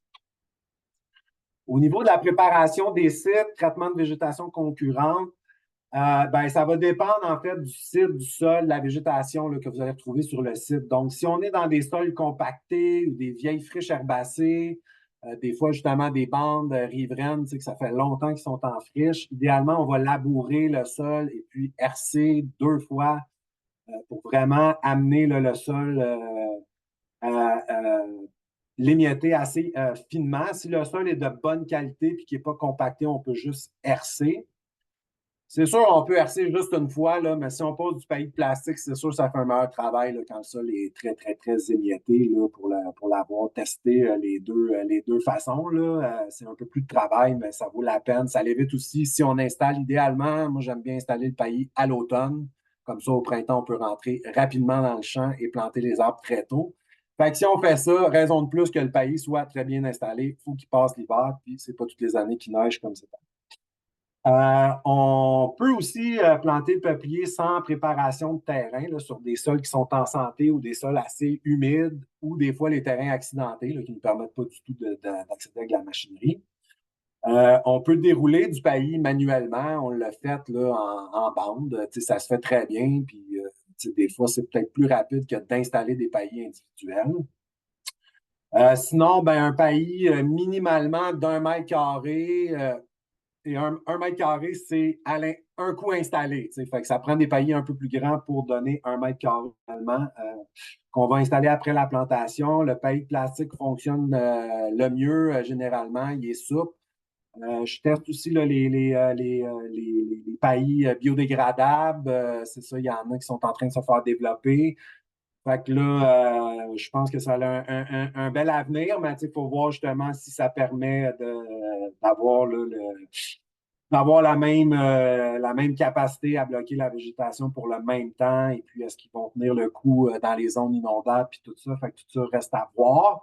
Sinon, le phytocide, extrêmement intéressant avec le peuplier, parce qu'on va le faire juste une fois, 1 à 2 mètres carrés par plan, fin mai, début juin.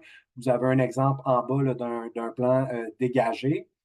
Donc, tu sais, versus du paillis de plastique, je pense qu'un traitement herbicide, c'est certainement plus écologique. Rares sont ceux qui vont enlever leur paillis de plastique. J'en connais peu. Donc, c'est ça, matière à réflexion. On teste aussi certaines alternatives là, sans traitement de végétation concurrente. Comme je vais vous montrer, on a installé des peupliers avec des plançons en bande riveraine avec juste un labour du sol sur un très bon sol. Ça a très bien fonctionné, mais je ne vais pas vous dire de faire ça de tout le monde. Ça se peut que ça soit comme un cas qui a très bien fonctionné parce qu'il n'y a plus énormément les 2 dernières années. Puis comme je disais, ben, le plançon en bas de talus, ben, ça, c'est sûr que ça va bien fonctionner parce qu'il y a de l'eau. C'est ça l'enjeu numéro un là, pour que les peupliers démarrent. Ça prend de l'eau. Donc, quand vous plantez en bas de talus, ben, vous plantez vraiment l'arbre dans son environnement de prédilection. Fait que, exemple d'outils qui peut être utilisé pour un dégagement chimique, là, puis c'est aussi pour vous dire que c'est important de protéger le plant, par exemple, avec un sonotube. Fait que ça, c'est comme une petite balayeuse là, à glyphosate. Fait qu'il n'y a aucune dérive avec un tel outil. Fait que c'est extrêmement intéressant là, pour faire quand on n'est pas dans la zone réglementaire riveraine, bien entendu. Au niveau du paillis, ben, comme vous voyez, hein, le peuplier, il répond très rapidement à l'augmentation de la chaleur du sol, de la disponibilité des nutriments puis de l'eau. Donc, on voit après 1 an une parcelle divisée paillis, pas paillis. C'est sûr, dans cette expérience-là, les paillis étaient très gros, fait que les arbres en ont bénéficié.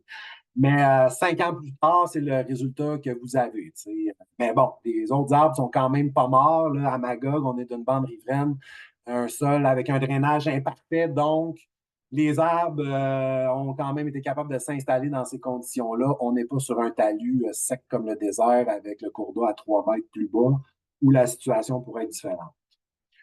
Ça, c'est le projet que je vous parlais. Donc, juste un labour du sol, pas de traitement de dégagement d'herbicides ou de paillis. Donc, vous avez un peu la séquence là, de la plantation. Ici, on est en juin. en août de la première année, et puis là, à la fin de la deuxième saison de croissance. La même année, j'ai planté sur papier plastique dans un autre site, sur un site très fertile aussi. Puis les arbres n'avaient pas de différence. Donc, c'est sûr, là, on est sur un loam sableux. Donc, les arbres s'enracinent facilement. Il n'y a plus beaucoup. Est-ce que c'est un coup de chance? Je ne sais pas. Mais fait que c'est une avenue très, très économique pour implanter une bande riveraine dans ce cas-là et à très faible impact là, sur l'environnement. Et puis, ben, c'est ça. Déjà après 2 ans, il y avait des oiseaux dans certains arbres. Je teste aussi là, le peuplier, là, justement, avec aucun traitement là, dans une autre expérience à la même ferme, à la ferme à Larry à Sainte-Sophie, avec des plançons, justement, plantés creux. Et puis, le taux de succès, là, jusqu'à date, on a perdu peut-être 2 3 des arbres là, sur les 250 plantés avec aucun traitement. Je ne sais pas si c'est à cause du plançon qu'on arrive à planter très creux, fait que ça crée un avantage au niveau de la survie, mais je pourrais vous en dire plus dans le cadre du webinaire 2.0. Au niveau de la protection contre les rongeurs, ben, elle n'est pas indispensable avec les peupliers, mais on peut quand même la recommander sur les sites qui vont être plus sauvages, là, où est-ce qu'il y a une végétation très dense sur le bord des cours d'eau, des fossés. Les rongeurs vont rarement tuer le peuplier, sauf qu'ils vont quand même gruger l'écorce, puis ça peut faire des arbres comme sur la photo de droite là, qui vont finir, qui vont être mal conformés, puis tout ça, qui vont être mal formés. Donc, fait que c'est sûr que ça peut se corriger par la suite avec des tailles, mais bon, puis j'aime bien là, les petits protecteurs grillagés, là, beaucoup plus communs, je trouve, que les spirales blanches pour tout type d'arbres. Bon, le volet extrêmement important avec le peuplier, ben, c'est l'entretien de nos systèmes agroforestiers où on va le planter. Donc, taille de formation et élagage, ça va être particulièrement important dans les systèmes qui sont plus espacés parce que les arbres ont tendance à développer justement des cimes plus larges, des plus grosses branches. Comme je l'ai dit, ben, il y a certains cultivars aussi qui vont faire naturellement des plus grosses branches, fait que ça va être encore plus important pour ces cultivars-là de tailler. En haies multi-espèces, ben, ça va être vraiment important de tailler vos peupliers parce qu'on veut vraiment donner plus d'accès à la lumière aux autres arbres qu'on va combiner avec le peuplier, mais aussi tout ce qui est haies-brisement, ben, on veut des arbres qui ont une bonne architecture pour résister au vent, justement, éviter les défauts, les fourches basses. Mais il y a d'autres objectifs. On peut tailler aussi pour stimuler la repousse de la végétation en sous-bois. Je vais en reparler un peu plus loin. Mais il y a tout l'aspect économique de valeur des billes puis tout ça. Ben, c'est sûr, si on veut produire du bois d'un peu plus de qualité, ben, ça peut être bien intéressant. Ben, même c'est primordial de tailler des arbres. Et puis, ça peut donner justement une source de fourrage qui peut être donnée aux animaux, faire du BRF ou juste être laissé sur place pour l'habitat, par exemple. Quand est-ce qu'on taille? Ben, dès la deuxième année, on va tailler. Très important. Deuxième année, surtout pour corriger les défauts au début. Idéalement, la meilleure période fin juin ou tout le mois de juillet, c'est là que les arbres vont faire moins de gourmands, là, des petites repousses à la base, là, justement, des plaies d'élagage. Puis idéalement, pour l'élagage, on va repasser à chaque 2 ans pour les 6 à 10 premières années, là, dépendamment des objectifs, en fait, là, parce que c'est beaucoup plus facile de tailler des petites branches que d'attendre, puis là, de travailler beaucoup plus fort, puis les blessures vont être beaucoup plus petites et se referment là, presque dans l'année quand on taille des petites branches. Fait que vous avez un exemple là, de taille de formation à la deuxième saison de croissance. Une taille que j'ai faite quand même assez agressive, là, parce que, bon, on n'a pas toujours les moyens de repasser. Hein, ça coûte cher, les entretiens. Fait que, des fois, il vaut tailler un petit peu plus que moins, mais quand on élague, idéalement, quand les arbres sont un peu plus gros, on va essayer de garder 2 tiers là, de la biomasse foliaire. Ça, c'est un exemple, justement, d'élagage d'une haie là, qui avait été faite par André Vézina. Fait que là, vous en avez un élagage à peu près jusqu'à 4 mètres de hauteur, justement, pour vraiment favoriser là, la croissance des épinettes qui sont plantées derrière les peupliers et puis broyage des branches.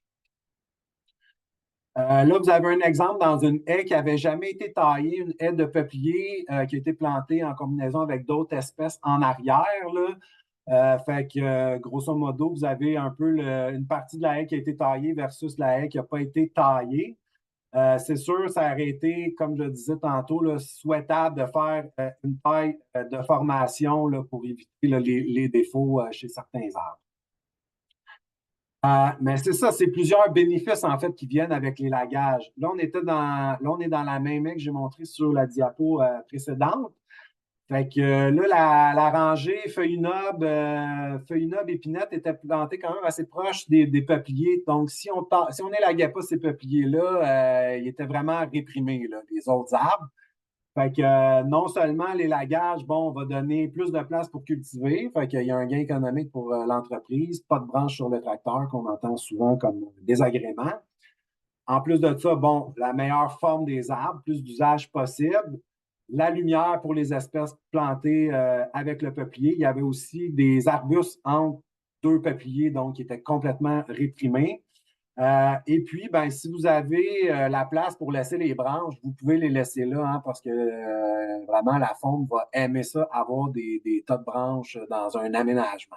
Fait que c'est pas nécessaire là, de s'en départir, là, si c'est possible avec le producteur.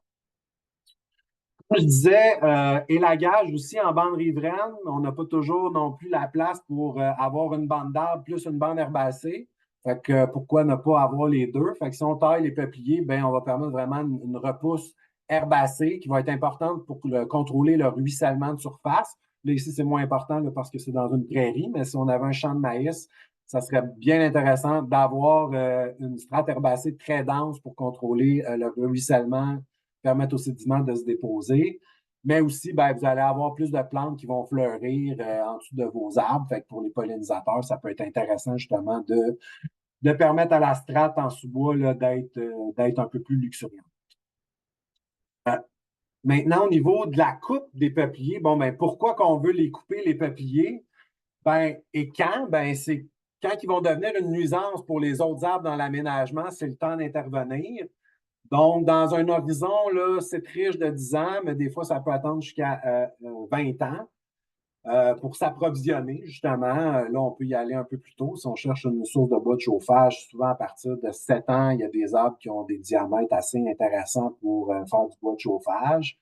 Pour éclaircir la plantation, ça va faire en sorte que les arbres résiduels, les peupliers résiduels vont avoir vraiment un gain de croissance. Ils vont répondre vraiment beaucoup là, à l'augmentation de ressources quand on retire d'autres arbres. Euh, donc, justement, on peut partir avec un scénario dense, éclaircir si on veut éventuellement produire du bois un peu plus de qualité. Il y a aussi ce qu'on appelle le ratio diamètre-hauteur de poitrine sur hauteur. Dans le fond, quand ça, c'est inférieur à 1 à 0,9, dans le fond, justement, là, des arbres de 20 cm, de 20 mètres de hauteur, ben, ça commence à être un peu limite pour la stabilité là, face au vent puis tout ça. Donc, ça peut être aussi un indicateur de quand couper. Aussi, on peut les couper avant qu'ils soient trop gros parce que ça peut quand même complexifier là, les travaux d'abattage manuel là, d'avoir des arbres de 70 cm à couper quand on est un bûcheron du dimanche. Là. C'est sûr, s'il y a de la grosse machinerie, bon, c'est possible, là, mais ça peut être aussi une autre raison. On peut aussi vouloir créer des trouées dans notre aménagement pour les enrichir avec d'autres espèces d'intérêt. Mais aussi, ça peut être bon de couper des arbres pour juste les laisser au sol pourrir, puis avoir du bois mort pour la faune. Puis c'est aussi un stock de carbone, le bois mort, qui va enrichir le sol. Fait que ça peut être intéressant aussi. Puis c'est sûr, si on veut maximiser le retrait, l'exportation d'azote et de phosphore là, de nos zones riveraines ou de bas de champ, ben, le meilleur moment pour couper les arbres, c'est en plein été, alors que le feuillage est là parce que le plus gros du stock d'azote et de phosphore est dans les feuilles. Donc, ça peut être intéressant. Mais c'est sûr qu'il y a plus d'eau dans le bois pendant l'été. Donc, si vous voulez plus faire du bois de chauffage puis tout ça, c'est sûr que c'est plus intéressant à l'automne de ramasser les arbres. Il y a différentes troncs de coupe qu'on peut faire. Dans le fond, en haie, comme je l'ai dit, ben, généralement, on va couper les peupliers tout d'un coup. Euh, Alors que si on a des systèmes à plusieurs rangées, par exemple, ben là, on a plusieurs possibilités de coupe partielle On peut faire une éclaircie en damier, on peut faire des trouées. Tout ça, ça va permettre aussi de maintenir le couvert forestier de peupliers, donc toutes les fonctions que j'ai parlé reliées au couvert forestier. Vous avez la possibilité sinon de faire des coupes par bloc, donc on va ramasser tous les arbres dans un certain secteur. Fait qu'on peut y aller comme ça, des coupes progressives par bloc pour s'approvisionner, par exemple, en bas de chauffage. Vous avez un exemple en haut.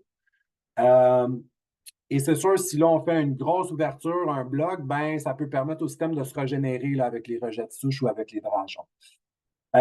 Aussi, quand on a des systèmes à plusieurs rangées, on peut y aller avec une coupe juste en rangée. On va enlever une rangée, par exemple, la rangée du centre. Je vais vous montrer pourquoi après. Parce que c'est souvent là que la croissance va stagner. Donc, on va de préférence couper les arbres qui stagnent en premier. Puis aussi, il faut se poser la question qui récolte le bois. Tu sais, si c'est un industriel qui va venir ramasser le peuplier, ben c'est sûr que ça prend des fois un certain volume. Fait que ça aussi, ça devrait orienter comme le niveau de coupe que vous allez faire dans l'aménagement. Alors que si c'est pour un usage domestique, ben là, la question se pose moins. Fait qu'en bas, vous avez un exemple, récolte d'un arbre sur 9 à 6 ans, là, le genre de trouée que ça peut donner et ça se referme assez vite.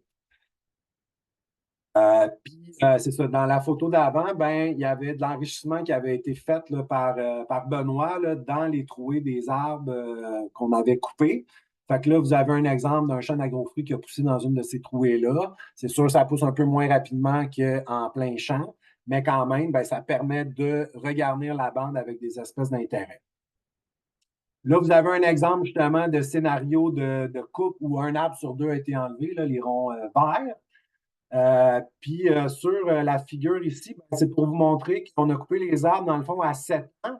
Et puis que là, vous voyez là, dans l'éclaircie, le vert foncé, là, le volume du tronc, là, vraiment augmente beaucoup plus rapidement là, que où est-ce qu'il n'y a pas eu d'éclaircie. Donc, les peupliers, vraiment, finalement, on récupère là, le volume qu'on a ramassé graduellement. On a vu aussi, c'est qu'il n'y avait pas d'effet sur la dynamique des nutriments, du phosphore, du nitrate dans le sol à faire un prélèvement comme ça. Fait que ça peut être extrêmement intéressant dans les zones riveraines, d'y aller avec des prélèvements partiels comme ça pour maintenir la capacité filtrante des arbres qui vont rester dans l'aménagement. Bon, là, comme je le disais, dans le fond, dans un système multirangé, là, vous avez 5 rangées. Fait que ce que vous voyez, dans le fond, c'est que, dans le fond, au fil du temps, là, la croissance des arbres, la rangée du centre qui est vraiment réprimée par les autres rangées, est beaucoup plus lente là, dans le temps que les autres rangées. Donc, cette rangée-là, là, à 7 ans, là, c'était le temps de la ramasser. Ça leur aurait donné vraiment de l'air à la rangée 2 et à la rangée 4 qui auraient augmenté leur gain de croissance. Régénérer là, avec les souches, ça peut être intéressant, mais quand il y a beaucoup de chevreuils, ben c'est sûr qu'ils vont les manger, les rejets de souche, les drageons. Fait que c'est peut-être moins compatible dans un contexte de surabondance de serre. Là, ce qu'on avait vu vraiment, là, la photo de droite après 2 ans, c'est assez irrégulier là, la régénération qu'on a eue avec les rejets de souche là, à Saint-Benoît, où est-ce qu'il y a vraiment beaucoup de services. Là, je ne vais pas embarquer, décrire tout ce qu'il y a dans cette image-là. Vous allez avoir accès, là, dans le fond, à la formation, mais c'est juste pour dire qu'en partant d'un scénario de plantation pure, même de peuplier en bande riveraine, ben, on peut faire basculer le système un peu dans différentes directions. Donc, en plantant beaucoup d'arbres, ben, on peut aller avec un scénario qu'on va faire des éclaircies, éventuellement produire des arbres de plus gros diamètre qu'on va récolter et repartir le système. Mais aussi en y allant avec des coupes d'éclaircies, de l'enrichissement en sous-bois, puis tout ça, ben, on peut y aller vraiment avec un système et puis des arbres qui vont repousser naturellement. Y aller dans un système plus de reconstruction forestière où est-ce qu'on va vouloir créer vraiment des zones riveraines boisées d'allure un peu plus naturelle. Puis là, vous avez un peu tous les services écosystémiques là, qui sont décrits en lien avec ces différentes avenues d'aménagement. Bon, dernière partie, j'achève. 5 minutes encore. Au niveau des inconvénients, limitations et T'as ton temps, Julien. Tu étais vraiment dans ton temps. Tu peux prendre le temps de nous l'expliquer comme il faut. Je me suis beaucoup pratiqué, c'est pour ça.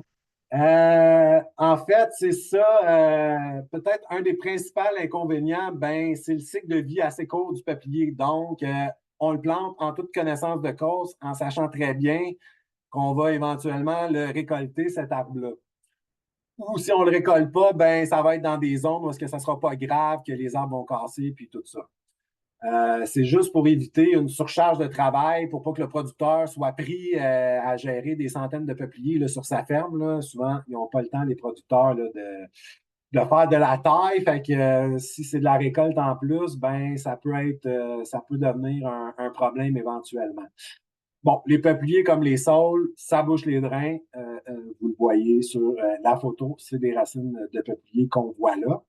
Donc, ça va être de garder une distance là, j'ai mis 20, mais je dirais même plus 30 mètres, parce que dépendamment de la grosseur des arbres, à 20 mètres, un peuplier va faire des racines certainement à 30 mètres. Donc, un drain perforé peut être facilement colonisé, surtout si son écoulement est lent. Donc, si on veut faire passer des drains au travers d'une bande riveraine de peupliers, mais il y a d'autres espèces d'arbres aussi là, qui vont bloquer les drains, ben, ça va être important d'avoir un drain qui est fermé, vraiment sur quand même une bonne longueur pour éviter justement un envahissement. Comme je l'ai dit, là, il y a le drageonnement de certains cultivars. C'est ça, comme je vous disais, ben ça peut devenir une nuisance, là, surtout s'il n'y a pas de travail du sol puis tout ça. Fait que sélectionner plus les hybrides deltoïdes nigra que les autres qui ont vraiment moins cette tendance-là pour éviter l'envahissement des parcelles cultivées. C'est sûr aussi, si on coupe le peuplier pendant la saison de croissance, il va avoir moins tendance à faire des drageons.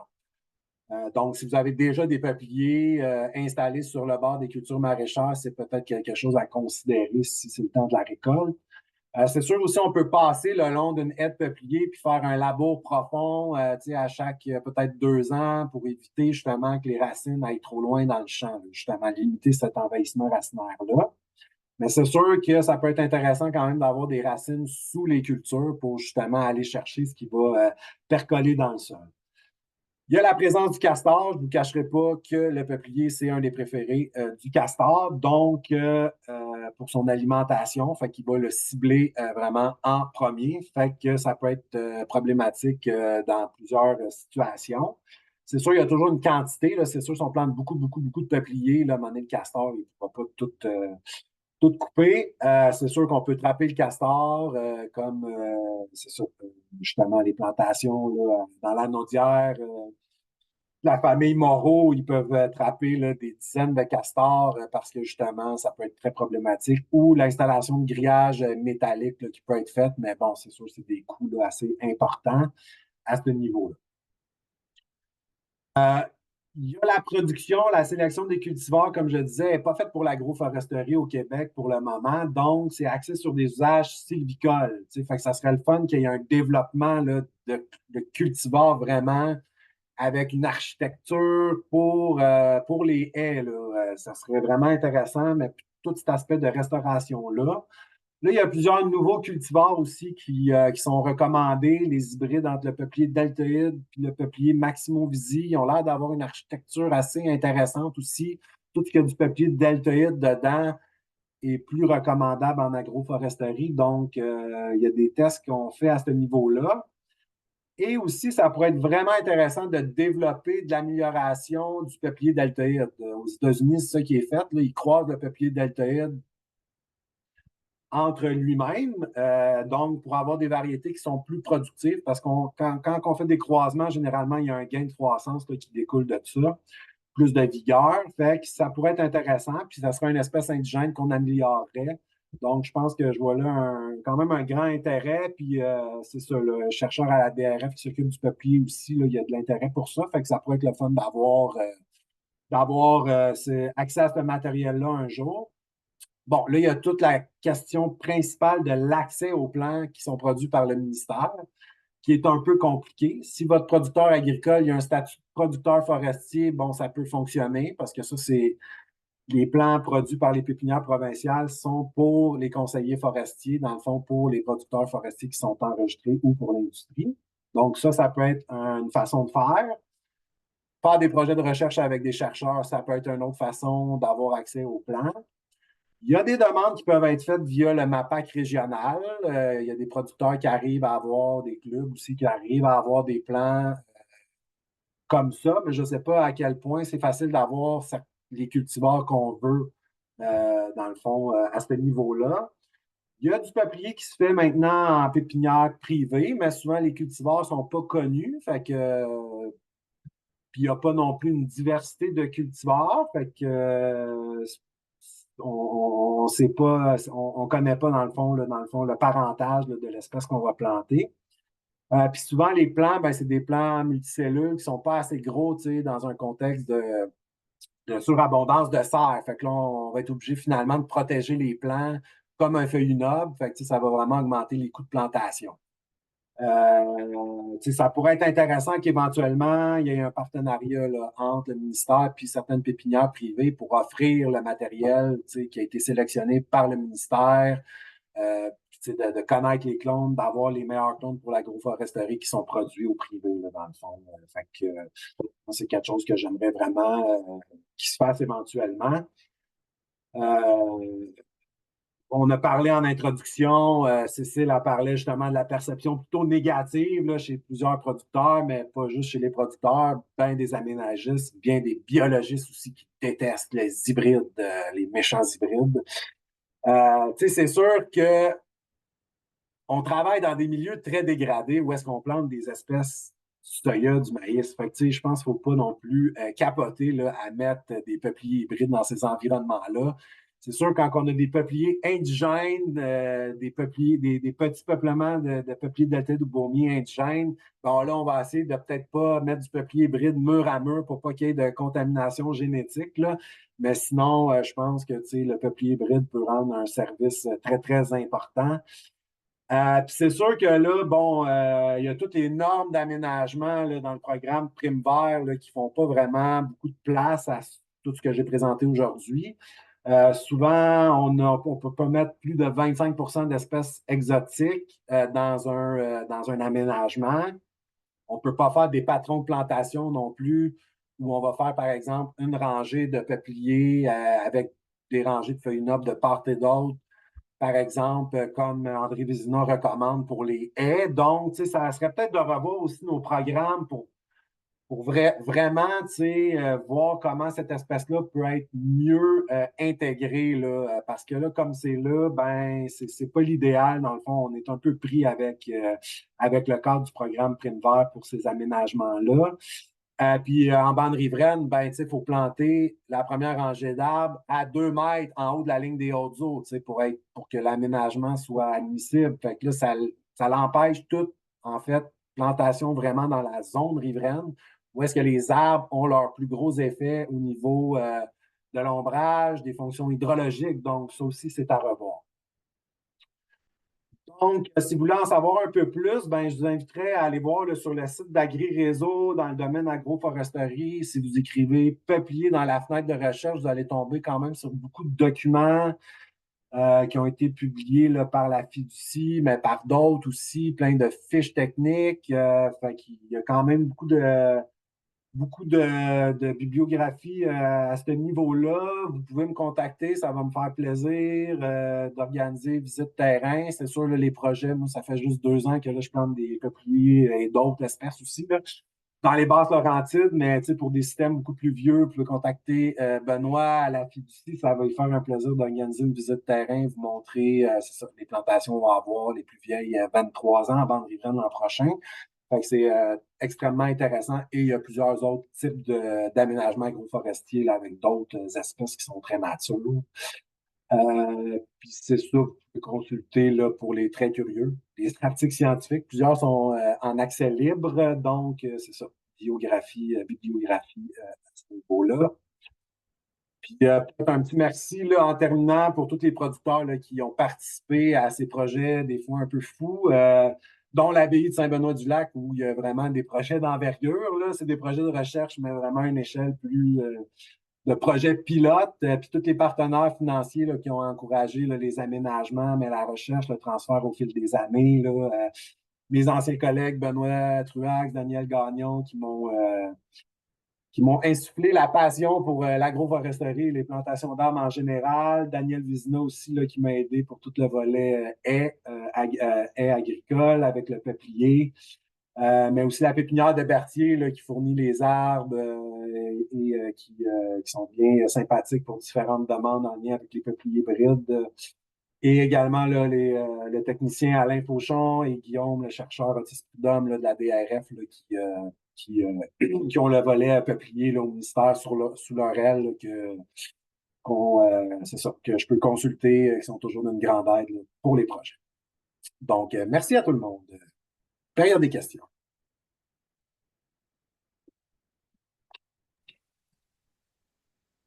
Merci, Julien. C'était parfait. Tu as le droit de prendre un verre d'eau, je pense, pendant Ah, qu'on c'est prend vrai. connaissance des questions.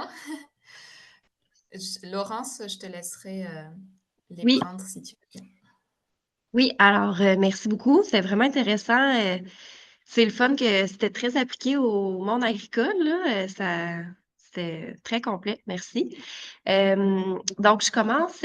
Tantôt, tu parlais de l'appétence là, des arbres, puis que certains pays utilisent la cime pour du fourrage. Puis on a une question ici, ça dit, est-ce que certaines espèces ou hybrides sont à privilégier pour l'utilisation en fourrage arbustif au Québec? Ben, tu sais, c'est sûr, comme je disais, tout ce qui est les hybrides peupliers deltoïdes nigra, tu sais, les taux d'azote dans les feuilles, tu sais, c'est autour de 3, même jusqu'à 4 tu sais, tandis que les hybrides qui ont plus du peuplier baumier, c'est un peu moins riche, donc à ce niveau-là. Et aussi, ils ont plus de tanins dedans, là, tout ce qui est plus hybride de peuplier baumier. Là, là-dedans, j'inclus peuplier baumier japonais aussi, là.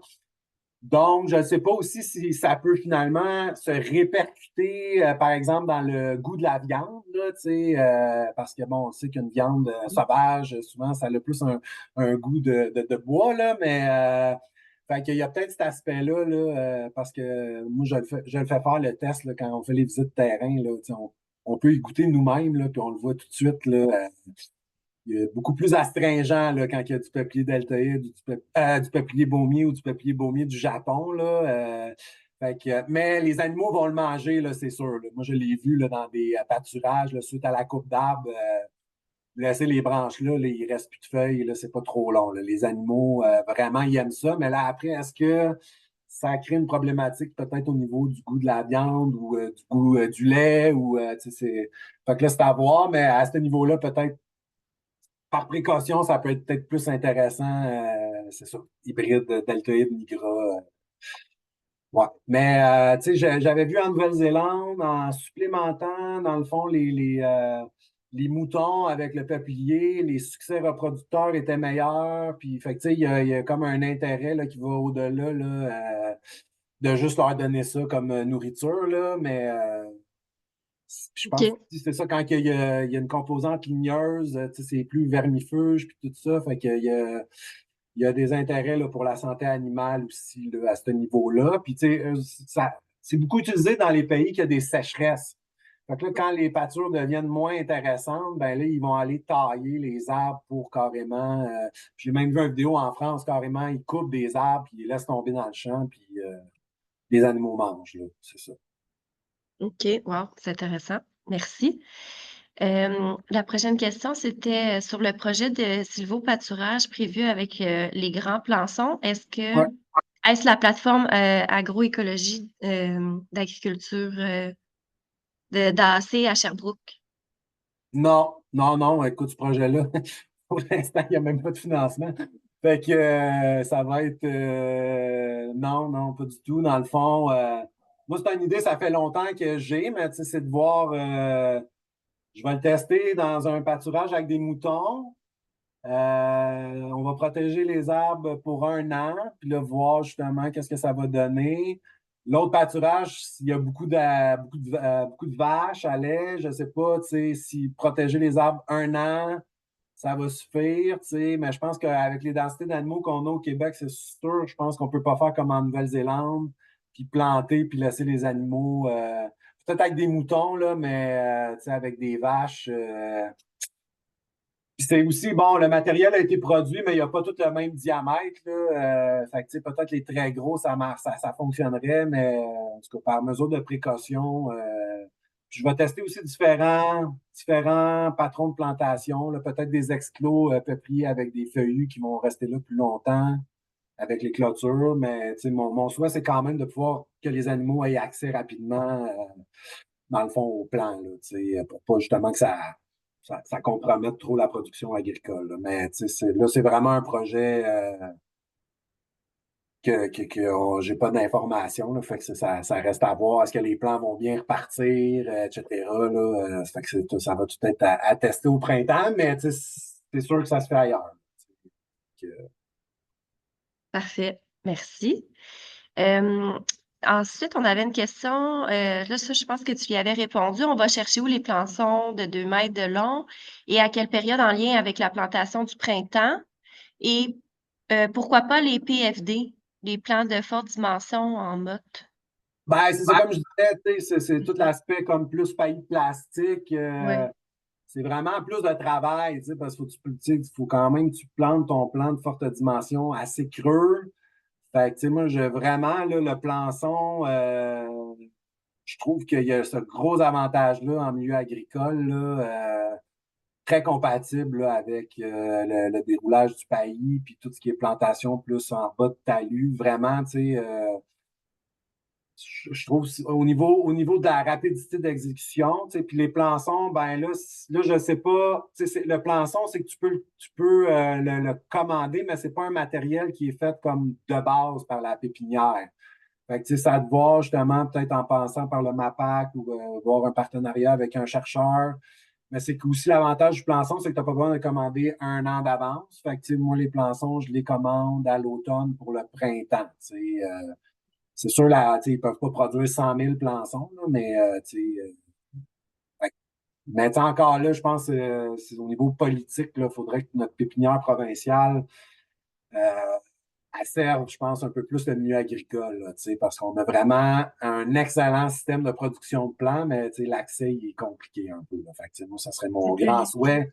On a un outil formidable, mais l'accès il est limité. Fait que là, si on veut vraiment populariser ça comme en Europe, comme ailleurs, ben, je pense vraiment là, ou que le privé ait accès au matériel du ministère et éventuellement produire ce genre de plan-là. Rameau font des plançons de saule, là, des tiges vivantes de 2-3 mètres. Fait que pourquoi la même chose pourrait être faite avec le peuplier. Je pense que c'est vraiment ça l'avenir. Puis de ce que je vois dans le monde, le plançon est beaucoup utilisé.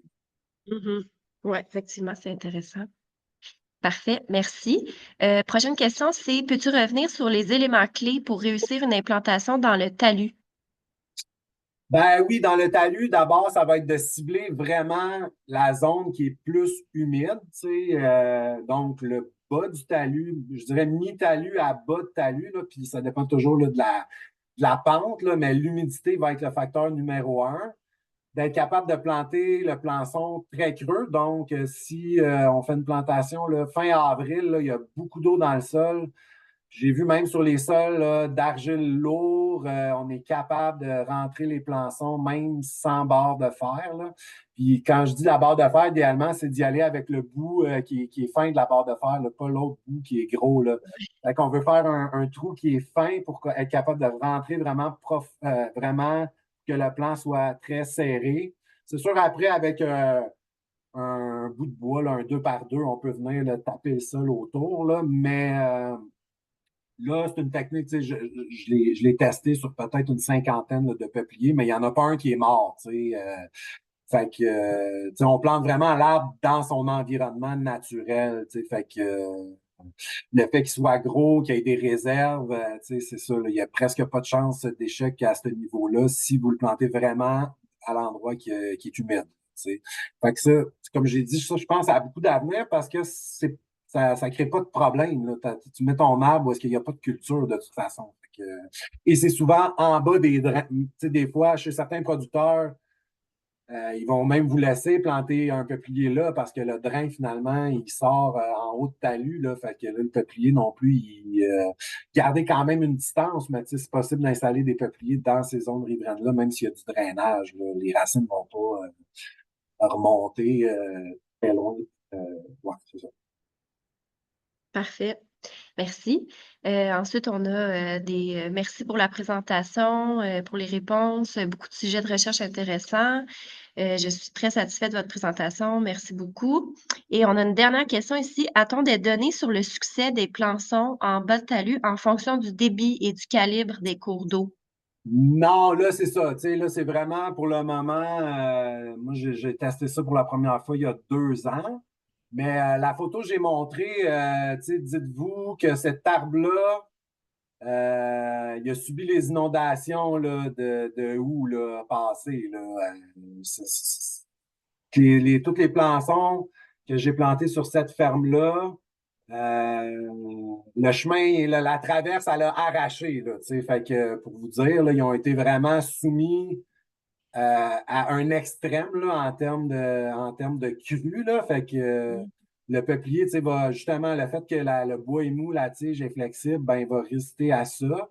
Le sol encore plus, tu sais, c'est pour ça on va retrouver dans la nature le sol encore plus proche en bas de talus des cours d'eau. Là. Le peuplier, souvent, il est à mi-talus, là, mais de manière générale, de ce que je vois, là, c'est que ça résiste très bien. Puis, tu sais, si vous finissez par avoir des arbres tu sais, qui vont avoir 1 pied de diamètre, ben là, c'est sûr que ça va vraiment ralentir le courant. Là, tu sais. Mais de ce que j'ai vu, là, il n'y a pas d'arbres là, qui ont. À la limite, l'arbre peut casser, mais il va reprendre. Tu sais, fait que, tu sais, un peuplier qui est implanté, un coup qui est implanté, il peut être coupé par le castor, il va reprendre aussi. Tu sais, puis quand il est plus petit, il va reprendre encore mieux. Là, fait que, à ce niveau-là, tu sais, moi, je ne serais pas très inquiet. Là. OK, parfait. Puis, désolée, j'ai oublié une petite question, Cécile, en haut. C'est un bon point. Dans certaines municipalités, ici en Montérégie, il y a des restrictions municipales pour l'abattage d'arbres, s'ils sont pas morts ou malades. Est-ce Ouais. que vous avez déjà eu ces expériences-là? Puis, qu'est-ce que vous avez fait? Ouais, ben là, tu sais, je pense que c'est super important d'avoir un dialogue avec les municipalités, là, d'une part, pour permettre, tu sais, que justement, quand des arbres sont plantés dans un contexte agroforestier, tu sais, de permettre une récolte, même en bande riveraine, là, je vais te donner l'exemple de la ville de Sainte-Anne-des-Plaines dans mon coin de pays. Ben, c'est ça, j'ai parlé avec la responsable de l'environnement, puis tu sais, on a eu une discussion, puis ils vont justement assouplir les règles d'abattage, justement, pour pas que les producteurs soient pris à ne pas pouvoir couper d'arbres. Fait que peut-être d'adapter justement les règlements pour que je comprends là, qu'on ne veut pas faire de coupe totale en bande riveraine, mais de permettre un prélèvement partiel de tiges. Ou sinon, ben, souvent dans les municipalités, l'interdiction va être dans le 3 mètres en milieu agricole. Donc là, c'est peut-être de prévoir les arbres pour la récolte à l'extérieur du 3 mètres réglementaire, par exemple. Mais c'est sûr, je pense que là, faut vraiment faire changer les municipalités, les MRC au niveau de cette réglementation-là, parce que justement, l'intérêt des arbres en agroforesterie, c'est de pouvoir les utiliser. Je veux dire, plein de producteurs vont vouloir utiliser les arbres qu'ils vont planter. Fait que c'est un peu un non-sens là, d'empêcher ça. Là, je peux comprendre de ne pas aller couper dans des zones naturelles, des forêts naturelles, mais là, on plante des arbres. Il n'y avait pas d'arbres. C'est toujours mieux d'avoir un système dans lequel on fait des récoltes partielles que d'avoir une bande herbacée qui a beaucoup moins de fonctions. Là, pour moi, c'est une logique, c'est juste de baliser, je pense, avec la réglementation. Mais je pense qu'on arrive un peu à un point tournant si on veut que l'agroforesterie, comme particulièrement en bande riveraine, devienne une pratique beaucoup plus répandu, ben, il y a cet enjeu-là là, qui est très, très, très, très important. Parfait. Ben, merci, c'est très intéressant. Merci beaucoup. Je pense que Ben, merci beaucoup, Julien. C'était vraiment un grand tour d'horizon très complet puis très bien documenté. Là. Bon, ça va être partagé à tout le monde aussi, là, ta présentation. Puis le webinaire est enregistré, fait que je pense qu'il y a des références qu'on va pouvoir retourner chercher. J'aurais une petite dernière annonce à faire dans les 2 minutes qui nous restent. Si tu veux bien enlever ta présentation, je vais, moi, afficher quelque chose, s'il te plaît. Donc, voilà. Alors, en fait, c'est simplement pour vous dire que l'activité aujourd'hui, comme je vous ai dit au début, elle se déroule dans le cadre d'un projet de formation pour les conseillers agroforestiers qui s'est déroulé sur 2 ans. On arrive à la fin. Puis, en parallèle, le CRAAC avait un financement du même bailleur de fonds pour aussi un projet qui visait la formation des conseillers agroforestiers.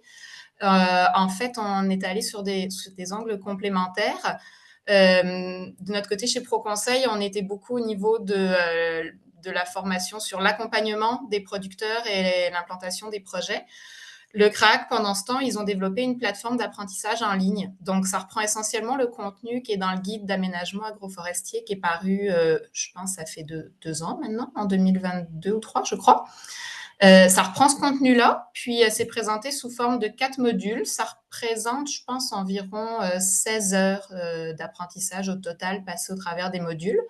Et puis, on y va à son rythme. Là, il n'y a pas de cohortes qui partent à des dates précises. Donc, c'est vraiment en toute autonomie. Et l'accès va être gratuit jusqu'au 31 mars. Donc, c'est le temps d'en profiter. Alors, ça complète notre activité pour aujourd'hui. Merci encore pour votre participation. Et puis, on se retrouve pour la prochaine au mois de mars. Bonne journée à tous. Merci, bonne journée à tous. Bye, Julien, merci.